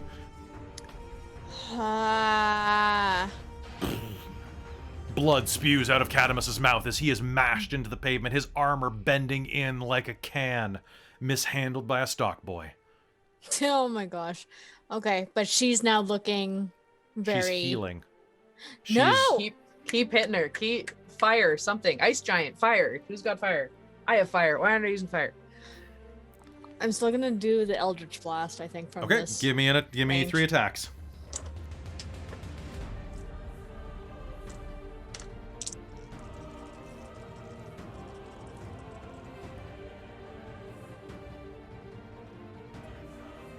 And we hit her on a 17 before, so all 3 of my attacks hit. Roll me 3d10. I'm hoping for ones. No. Okay. No ones. Okay. One's a 10, one's a 7, and one's a 5. All right, with a cacophonous blow, the purple energy fires out. 3 blasts strike her, dropping her backwards onto her back as she raises the rock over Kadamus' head. She falls backwards, and you see her die, and even as you see the force blast that fired out of you pierce her chest, shattering the flesh and exposing the cage of bone beneath, it begins to slowly knit up. Skafrem, it's your turn. Am I charging distance yet? You are charging distance, just barely. You're going to be able to do this. Now, I want you to make me a quick nature roll with advantage. Nature? Nature, yep. Ooh. You have advantage on this, though, because you have experienced this in the past. I'm not at anything, so 14. 14, this thing is healing like a troll. The Got that only feeling. way to take care of that is with fire or acid. Then again, massive amounts of damage also help. Yeah, well, how about we unleash a massive amount of damage on it? Sounds good. Rushing up, you're going to be able just to make it to where she has kind of fallen. Probably like right about here. So I will start working at it with both battle axes in hand, like I was chopping wood down into kindling. Skafrem, she is collapsed on the ground. You have advantage on all rolls. Oh, lovely. So enjoy your 8d20.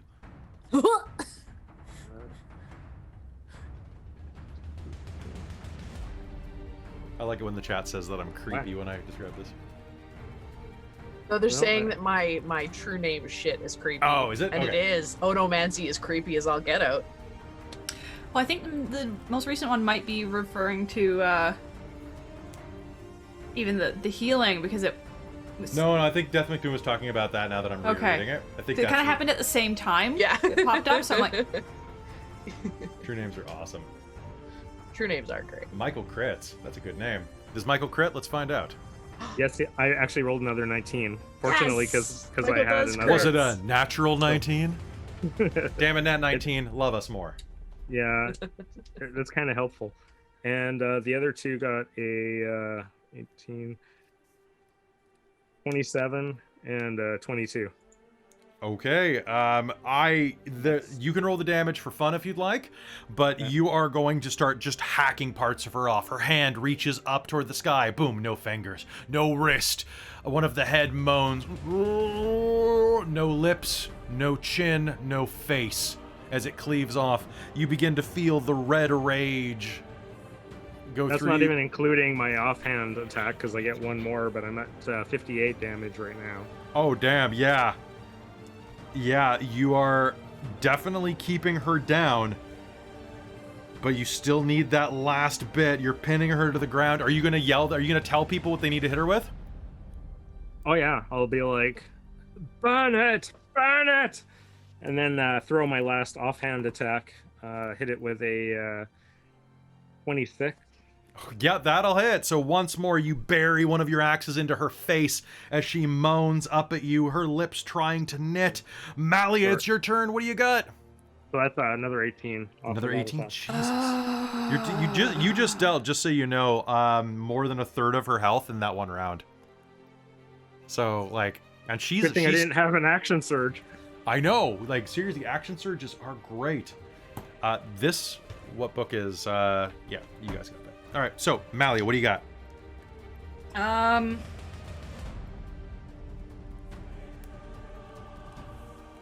They're too fucking close, I think. Ogwyn's acting right after you. 10-foot radius. 60 feet. Remember, you can put the point of a spell almost anywhere. Okay, I'm gonna flame strike the bitch. As It's the you only should. fire spell I have. Okay. Because at least Raise Dead has a 10-hour or something like that, period. Okay, flame strike. So I'm gonna move right up to the fence before doing this, and I'm gonna hit it so that it doesn't hit Kadamus or Skafrem. Okay. She fails. So, dex save I gave her a dex save with disadvantage in case she could twitch out of the way. She did of a not. 10-foot radius? That's one hell of a twitch. You're one hell of a twitch. All right. Anyway, roll the damage. Okay. If you roll 1 point of damage, you have probably done it. Well, let's find out how much I do. I want to find out how much, too.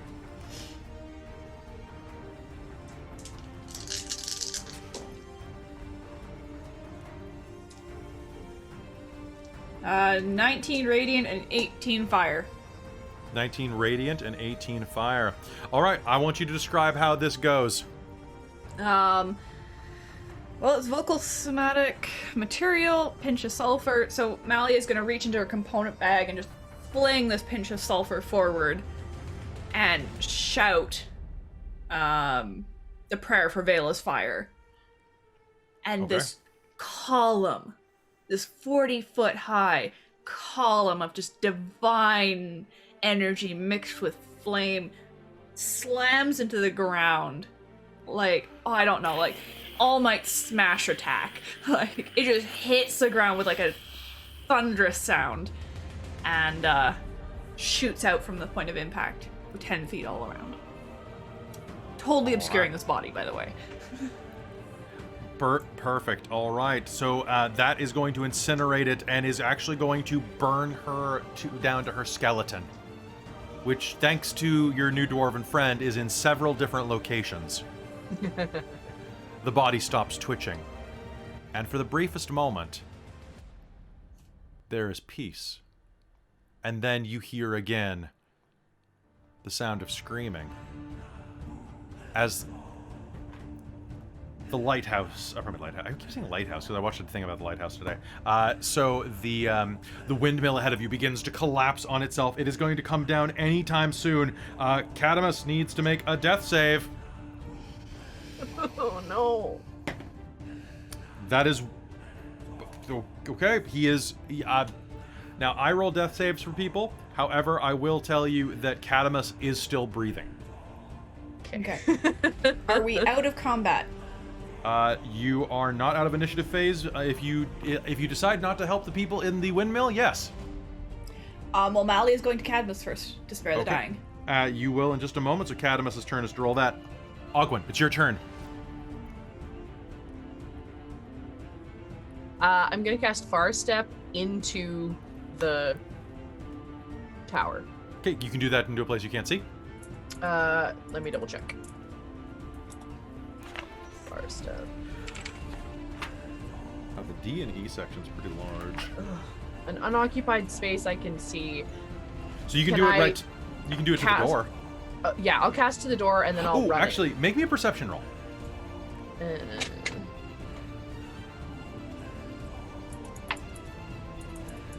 I see nothing. Nothing? I rolled a 1. Okay.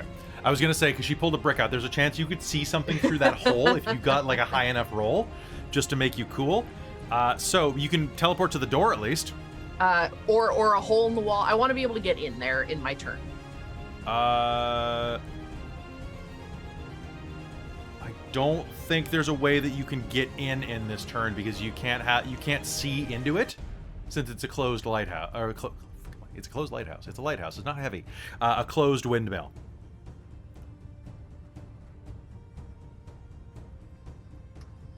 I will just Far Step outside of it then. Okay, sorry about that. Okay.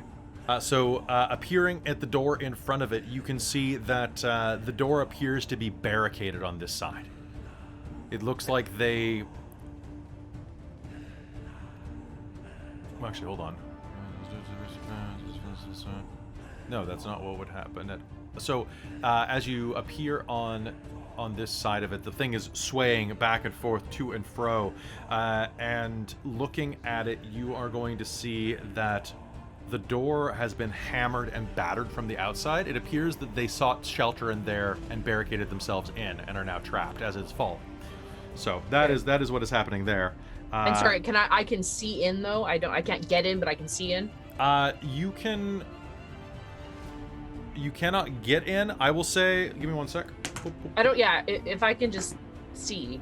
I will say that now that you're at the door and looking right through it, there are a few places where the door has been shattered and you can see through cracks in it. Okay. Got it. Okay. All right. That is going to be the end of this round. Now, Mars, what are you doing? Can I book it to the windmill? Yes, you can. You can move, if you spend your entire action, you can run all the way up to it. Sweet, then I will do that. Actually, that's not true. If you spend your bonus action, you can make it to the front door next to Ogwyn and still have an action. Sweet, I'll do that. So, So what would you like to do? So the front door is this little area right here, or is there an actual door It's where down to the Ogwyn south by actually Ogwyn. is? Okay. And can I have like an idea of how many voices are inside? I have more than 5. Okay. I'm gonna open the door. I'm gonna try to get through the door. All right. The door is barricaded from the inside. You could try. From the inside, so... Yeah. You could try doing something like a warlock's favorite thing. Wait. Is the windmill working right now? It is not.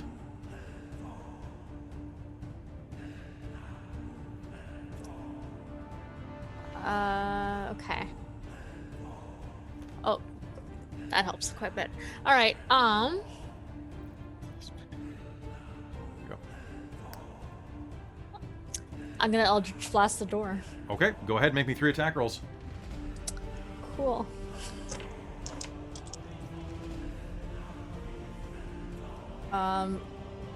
Each one is more than 13. Okay. I need damage on the door. I will give you damage on the door with a 6, a 7, and a 2. Okay, so the door, the barricade is starting to come apart. You have blasted some of it. 6, 7, 2. So 19? No, that's not the way math works. 6, 7, 13, 15.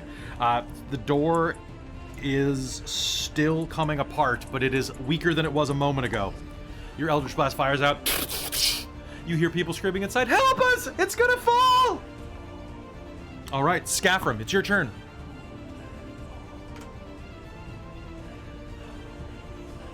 I'll let out a big huff of, I have to run some more, and he'll start running towards the windmill. Sounds good. You will just be able to make it to the front door if you huff it. Okay. And then I will start fire axing the front door.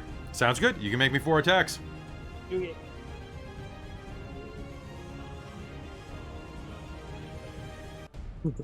First roll's a fumble. First, critical? Yeah. No, fumble. Or that's what I mean, yeah. Yeah. And the last 3 are 17, 17, and 19. Okay, you can roll me damage on 2 attacks. We'll say that the first one made your axe fly out of your hand for a minute, and you had to recover it.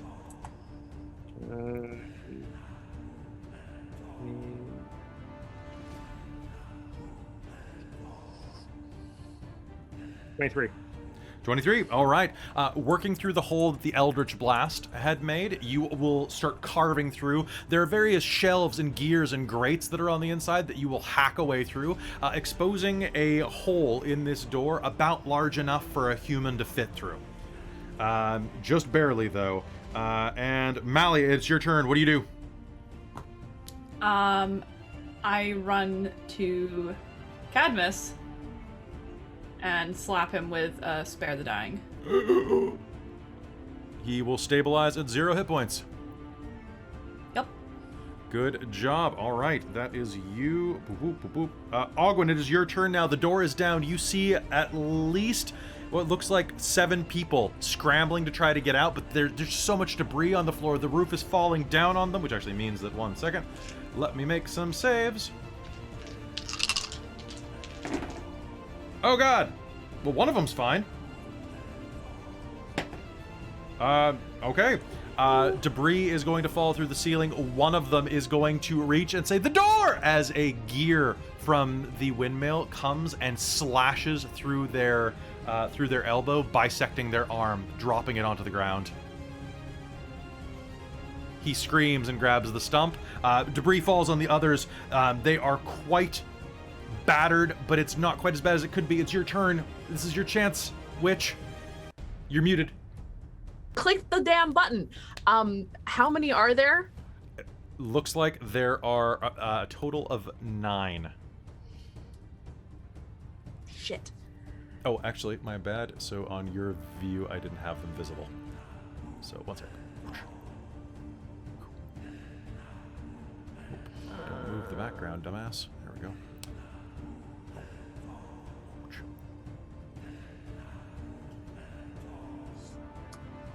Are any of them like slightly more out of the debris? Actually, one of them is going to make it to the door because she rolled a nat 20. Fuck yeah. Are the rest of them like in close proximity to Yes. each other? Okay, I'm casting Rope Trick 10 feet above them. Okay. Can you? Get off it! Does it have to be above them? It has, well, the rope falls out of it, so I'm not sure. It says up to 6 feet. I guess I could drop it. You could Down. potentially do that on the ground in front of them, so you just have to jump in. Well, it has to be reached by climbing to the top of the rope, but Okay. I don't So, know why. Just do it at 5 foot then? Yeah, Yeah, you can just do it 5 feet then. perfect. I will put it at 5 feet. It can fit up to 8 medium creatures. Okay. All right, so rope trick is going to be there. This place is going to begin to fall apart, but not before. Okay, so that's going to be athletics rolls to climb up a 5-foot rope. So I am just going to see if any of them fail. The one armless dude could get boosted. They could help each other. That's true. One got a critical success. Oh, that's not a thing, but you get my drift. Success, success, success. Okay, that's 1, 2, 3, 4, 5 of them have done it. Last 3, let's find out. The hole appears above them, a rope dangles, and you say, climb up, climb up! And one by one they do. The last one, screaming, blood pouring out of his arm, is going to be pulled up by his friends into the hole.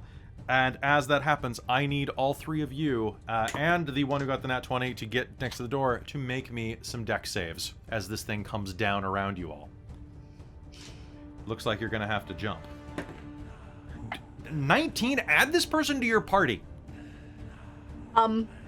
Far step is still active, so I can bonus action teleport away. Yeah, a rope trick is a standard casting. But it is. The standard doesn't take concentration, and a bonus far step. Can is you a fifth far level step spell with someone else because or just by yourself? I can only do myself. All right, so with a you vanish as this I rolled building. a 1. You rolled a 1. Okay. Shit. Okay. You'll survive probably. Maybe. I'm using Remarkable Athlete, which gives me another +2 on top of my +2 for my dexterity. And Okay. I rolled a dirty 20. A dirty 20. All right, so you're going to be able to make it out of the way.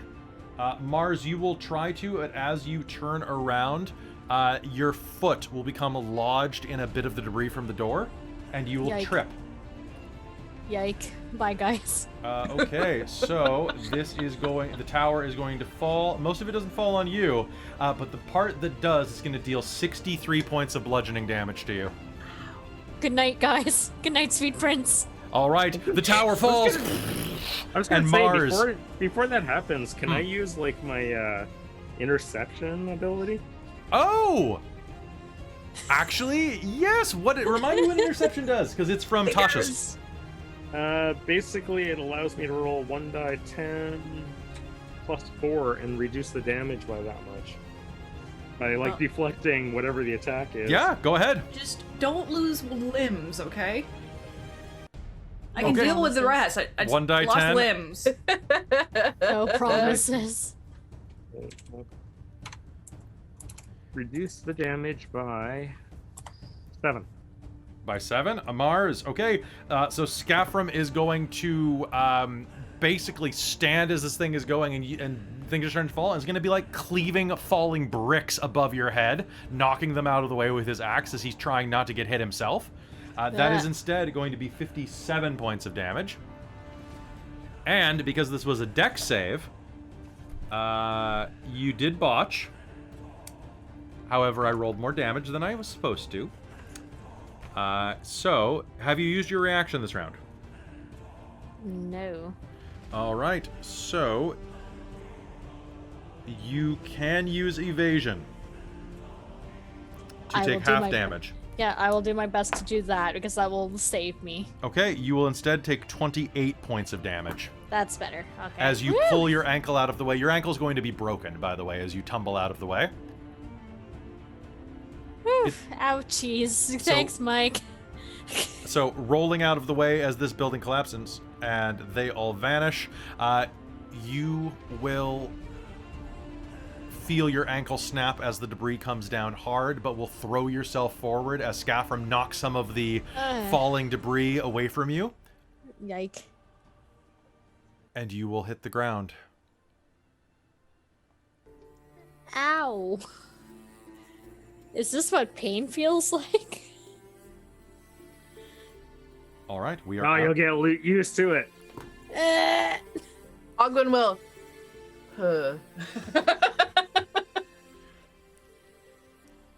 The windmill collapses completely, and when the dust clears,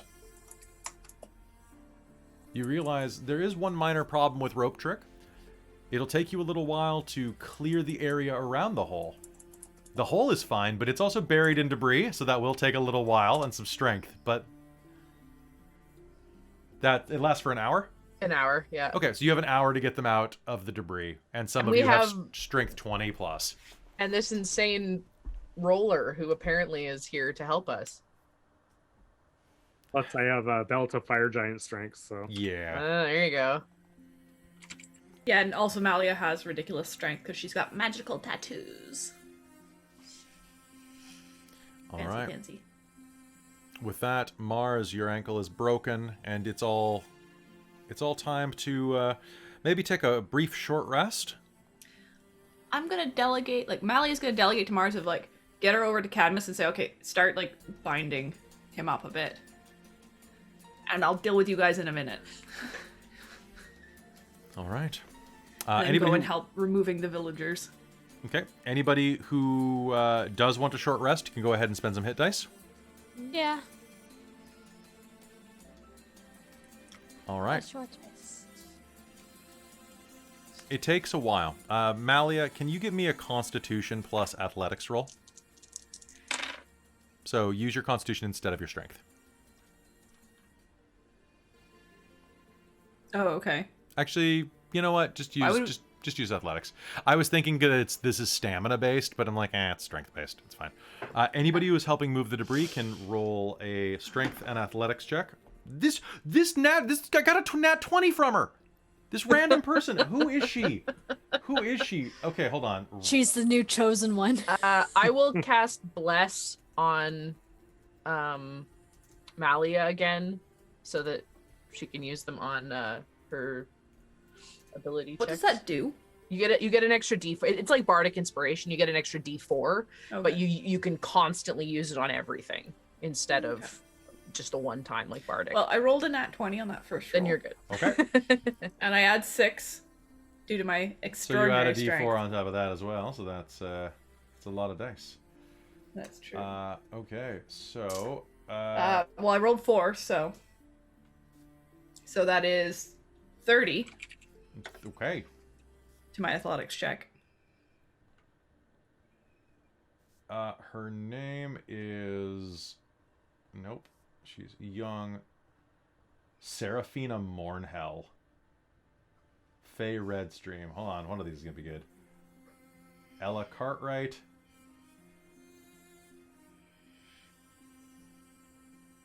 No, that's a bad tattoo. Hold on, I'm just randomly generating NPCs till I find the one that I like here.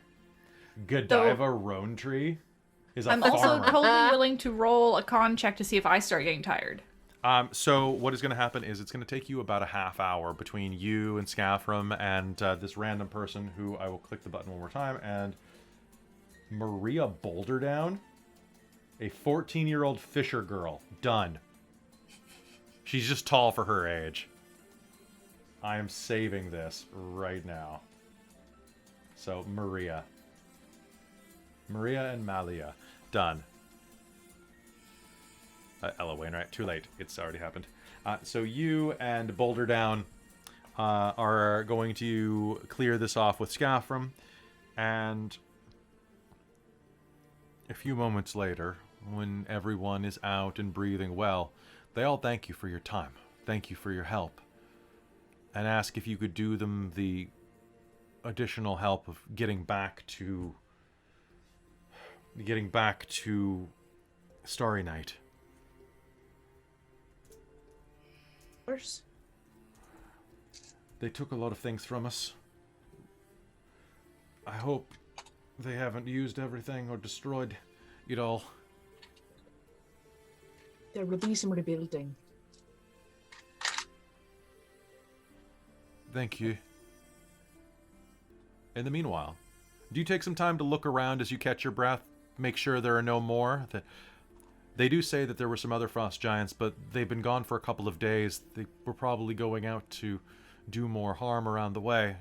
But if the villagers are let to go back, they can send someone for help from the capital. In the meanwhile, you could Valley's go. going to make the point that they might not want to stay in their village right now, based on retaliatory attacks potentially. This is true. Please don't let them leave with my cauldron. I'd like it back. Yes, of course. Do you want to go and scour around and see what these giants might have had on them? See what Yes. hasn't been burnt. See what hasn't been burnt. Okay, so can I get an investigation check off of everyone? Can I Who help is- somebody? Malia will mention to the others that You can she assist would someone, yeah. appreciate any diamonds worth 300 or 500 gold to be retained in case of death. Because you guys seem prone to it. Kadamus will groan. Okay, so Ogwyn will look off sheepishly. And The Barbarian Rim die loves me. This is my 4th nat 20 tonight on that die. okay, would you got a nat 20 on that? Damn. What'd you get, Mars? What are you saying? I was gonna ask, even if I'm taking a short rest and everything, am I still inflicted with a like crippled ankle? Once you bandage it up, you'll just be tender. Tender. Okay, cool. So then with an investigation, 15. 15. Okay. And what are you doing, Ogwyn? Are you helping someone, or are you doing it yourself? I realized I have a pretty good investigation, Okay. so I'll just look. At 18. Okay.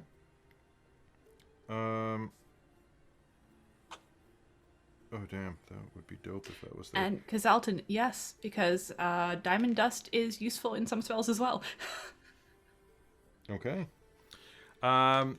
So here. In fact, 100 gold worth of diamond dust is in fact a spell component for one of the fancy, not raising, but something similar. All right. So, and what did you get? Are you looking around, Michael? Yeah, 14. 14. Okay. Might be a revivify. Oh, beautiful. No, that's a diamond you worth are- 300. So What is among diamond dust? okay, among the goods that they have possessed and things that they have seized, when what's obviously distributed back to the villagers is all said and done, there are a number of things among the hoard that you find. One is that you find a large egg about the size of a snowman's head. It's buried in amidst several it's actually buried in what looks like the chieftain's tent in a fire pit. It's like a giant rock. Giants lay eggs. Can I get a nature roll off of any of you, or an arcana roll? Oh, Arcana. Arcana. 10. 10? It's a Well, different... it's the same for either for me, so 22. 22. That is the egg 24. of a remora's. Remoras? Remora has. Remor has. They are huge insectoid creatures that have basically molten skin. Like they, not molting skin, but like they generate massive amounts of heat. And generally live in Arctic climates and generate their own. Do I know how to destroy it? Yes, it's an egg. Okay, that just works as normal, no extra weird side effects, Nope, etc. no extra weird side effects. It probably won't hatch. Hammer. Boom. Probably. Okay. It is, let me see how mature it is. It is still, it looks actually fairly freshly laid, and as you crack it open, a thick runny yolk will spill out into the fire and begin to cook. It's kind of like a bloody orange colored. Mike, as you are looking around, you are going to find 2 large polar bear pelts that look like they would be quite comfortable to use, not to be. You are also going to find 400 gold pieces worth of various gems. And Ogwyn, would you roll on yours? 24. 24. Oh, no, sorry. Investigation was 18. 18, okay. Mars, as you are looking around, you are going to find a series of white dragon scales about the size about the size of bucklers, actually. They are cold to the touch. These could theoretically be made into a shield or something if they were properly handled. White dragon scales. ×4, please. What about as like something that you could wear on like? Well, how big? Sorry, like They're about the size of a buckler. what's a buckler? Small shield, like basically the little shields that go around your hand that are about this big. About the Garbage size can of a lid. basketball. Yeah, And there's 4 of those. There Okay. are 4 about the size of a basketball. Okay. Neato. Okay. let's see. There will be various giant armor, which you are not particularly interested in. However, Ogwyn, you will see in one of the tents this disgusting-looking stick. It's a staff. It's a wizard's staff that has been used repeatedly as a toothpick. But it glitters with a gem on the tip of it. You almost don't want to touch it. The plaque is built up around the rungs, but it could be kind of cool. I say gems. It doesn't have gems. Shiny bits of spit. Shiny bits of spit. That gristle? Yeah. Are you hungry, Skafrem? Chasing him around with it. I need you. So as you pick it up, yeah, it's gonna be that one. It's obviously that one, Kelly. Why are you even looking back and forth between pages? It is obviously that. Oh, or it could be that. Hold on, let me double check the levels. I don't want to be. That's legendary. I'm not giving you a legendary. If you pick it up, you can make me an Arcana roll to figure out what this is, simply because it has runes running down the side that will allow you to determine it immediately. Interesting. 21. Okay. I'm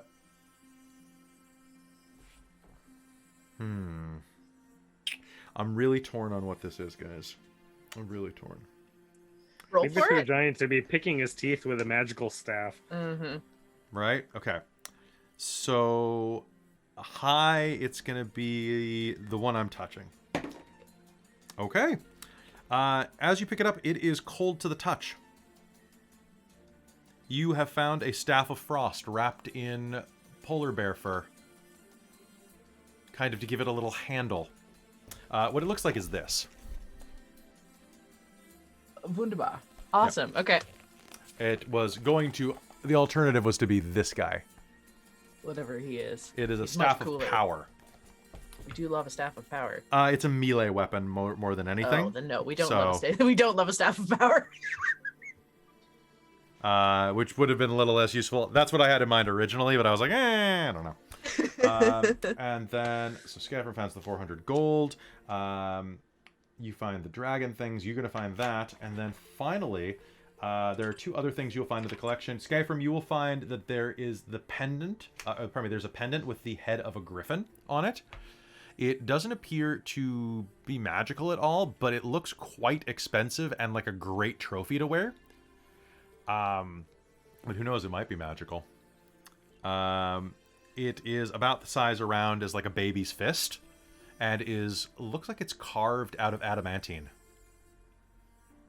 I'm probably going to offload it on Kadamus and tell him it's a keepsake for the time they stop boulders with his head.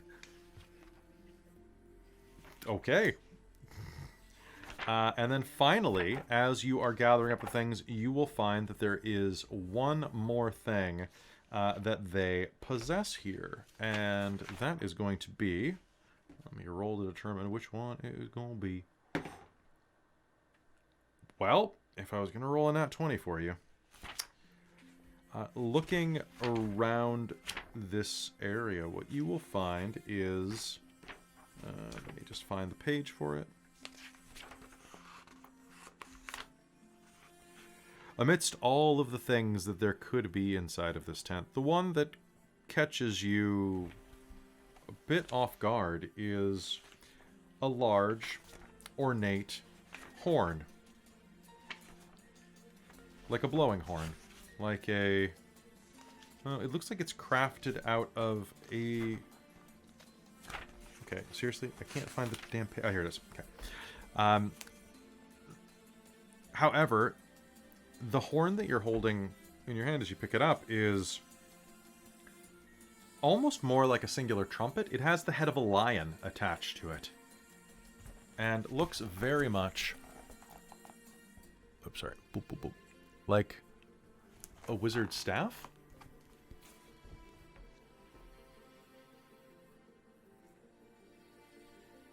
You're not exactly sure what it is, but if you take a little bit of time and investigate it, I'd let anybody make an Arcana roll to try to figure it out.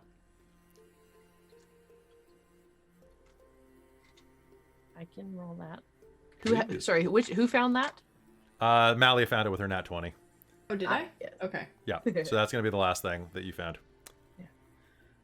Oh goodness, they do seem to be collecting stats. 23 Arcana. 23, it is a Horn of Blasting. You can use an action to speak the horn's command word and blow the horn, which emits a thunderous blast in a 30-foot cone. Up to 600 feet away, it is audible. Each creature in the cone must take a DC 15 con save. On a fail, they take 5d6 thunder damage and are deafened for a minute. On a successful, half as much, not deafened. Anything made of crystal or glass in front of you, take 10d6 thunder damage instead, because it's a sonic boom.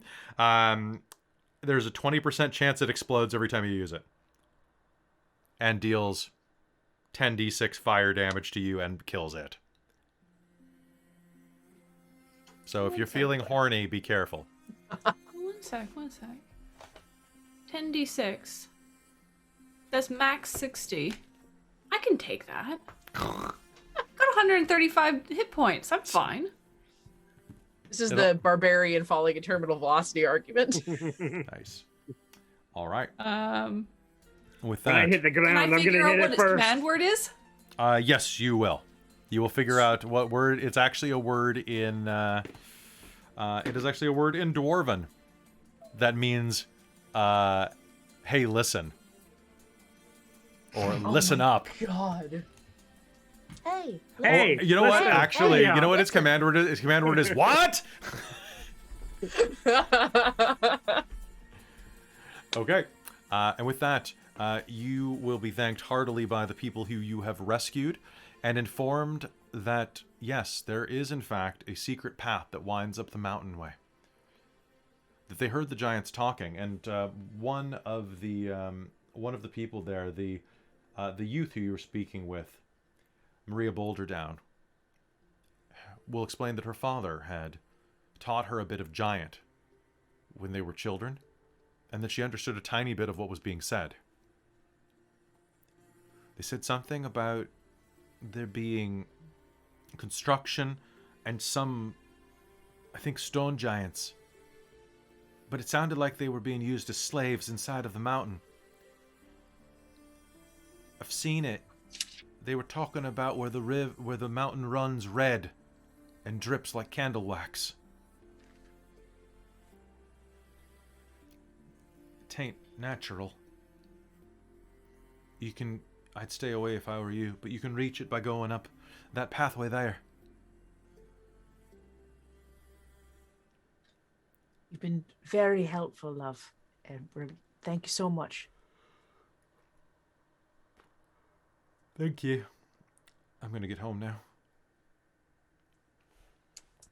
And with that, you all see the way ahead of you. Allie's Something- going to suggest that we rest. You all decide Long to rest. rest. So everybody take a long rest. And then as soon as that's done... What's up, Krista? No, that was me taking a long rest. Okay. And with that, you prepare to climb the mountain. Potentially to your doom. Whew. Before we stop, I want to do it now because I won't remember next game. Malia is gonna, like, in this long rest, talk with Ogwyn, and as we travel, she wants to start learning Giant. Oh, it'd be absolutely pleasure to teach you. Because I want another language. Okay. It's a bit harsh, but you'll get it, I think. It's a lot of sing. All right.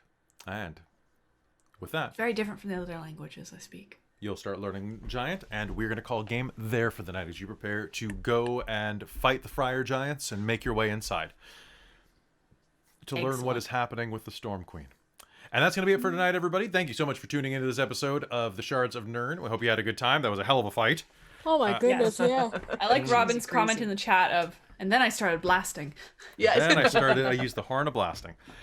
So, hey, thank you so much for tuning in. And guests, thank you so much for being here. You can find Krista on Chihista FX over on TikTok, and you can find her here as well. You can find Michael here a lot too, especially in games like Cyberpunk and the upcoming Deadlands game, and also on Sylvester Slaves, where he sometimes pays games. He sometimes pays games. He pays to win. No. So that's going to be it for us tonight. Thank you so much for tuning in. We hope that you had a good time. We know we did.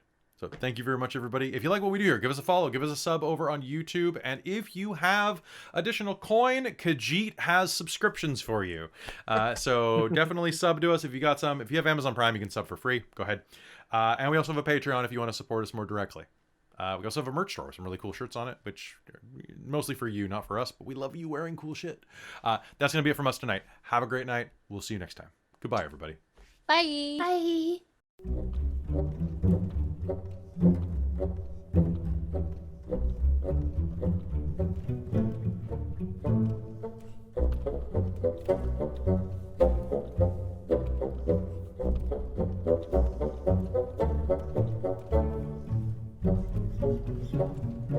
Thank you.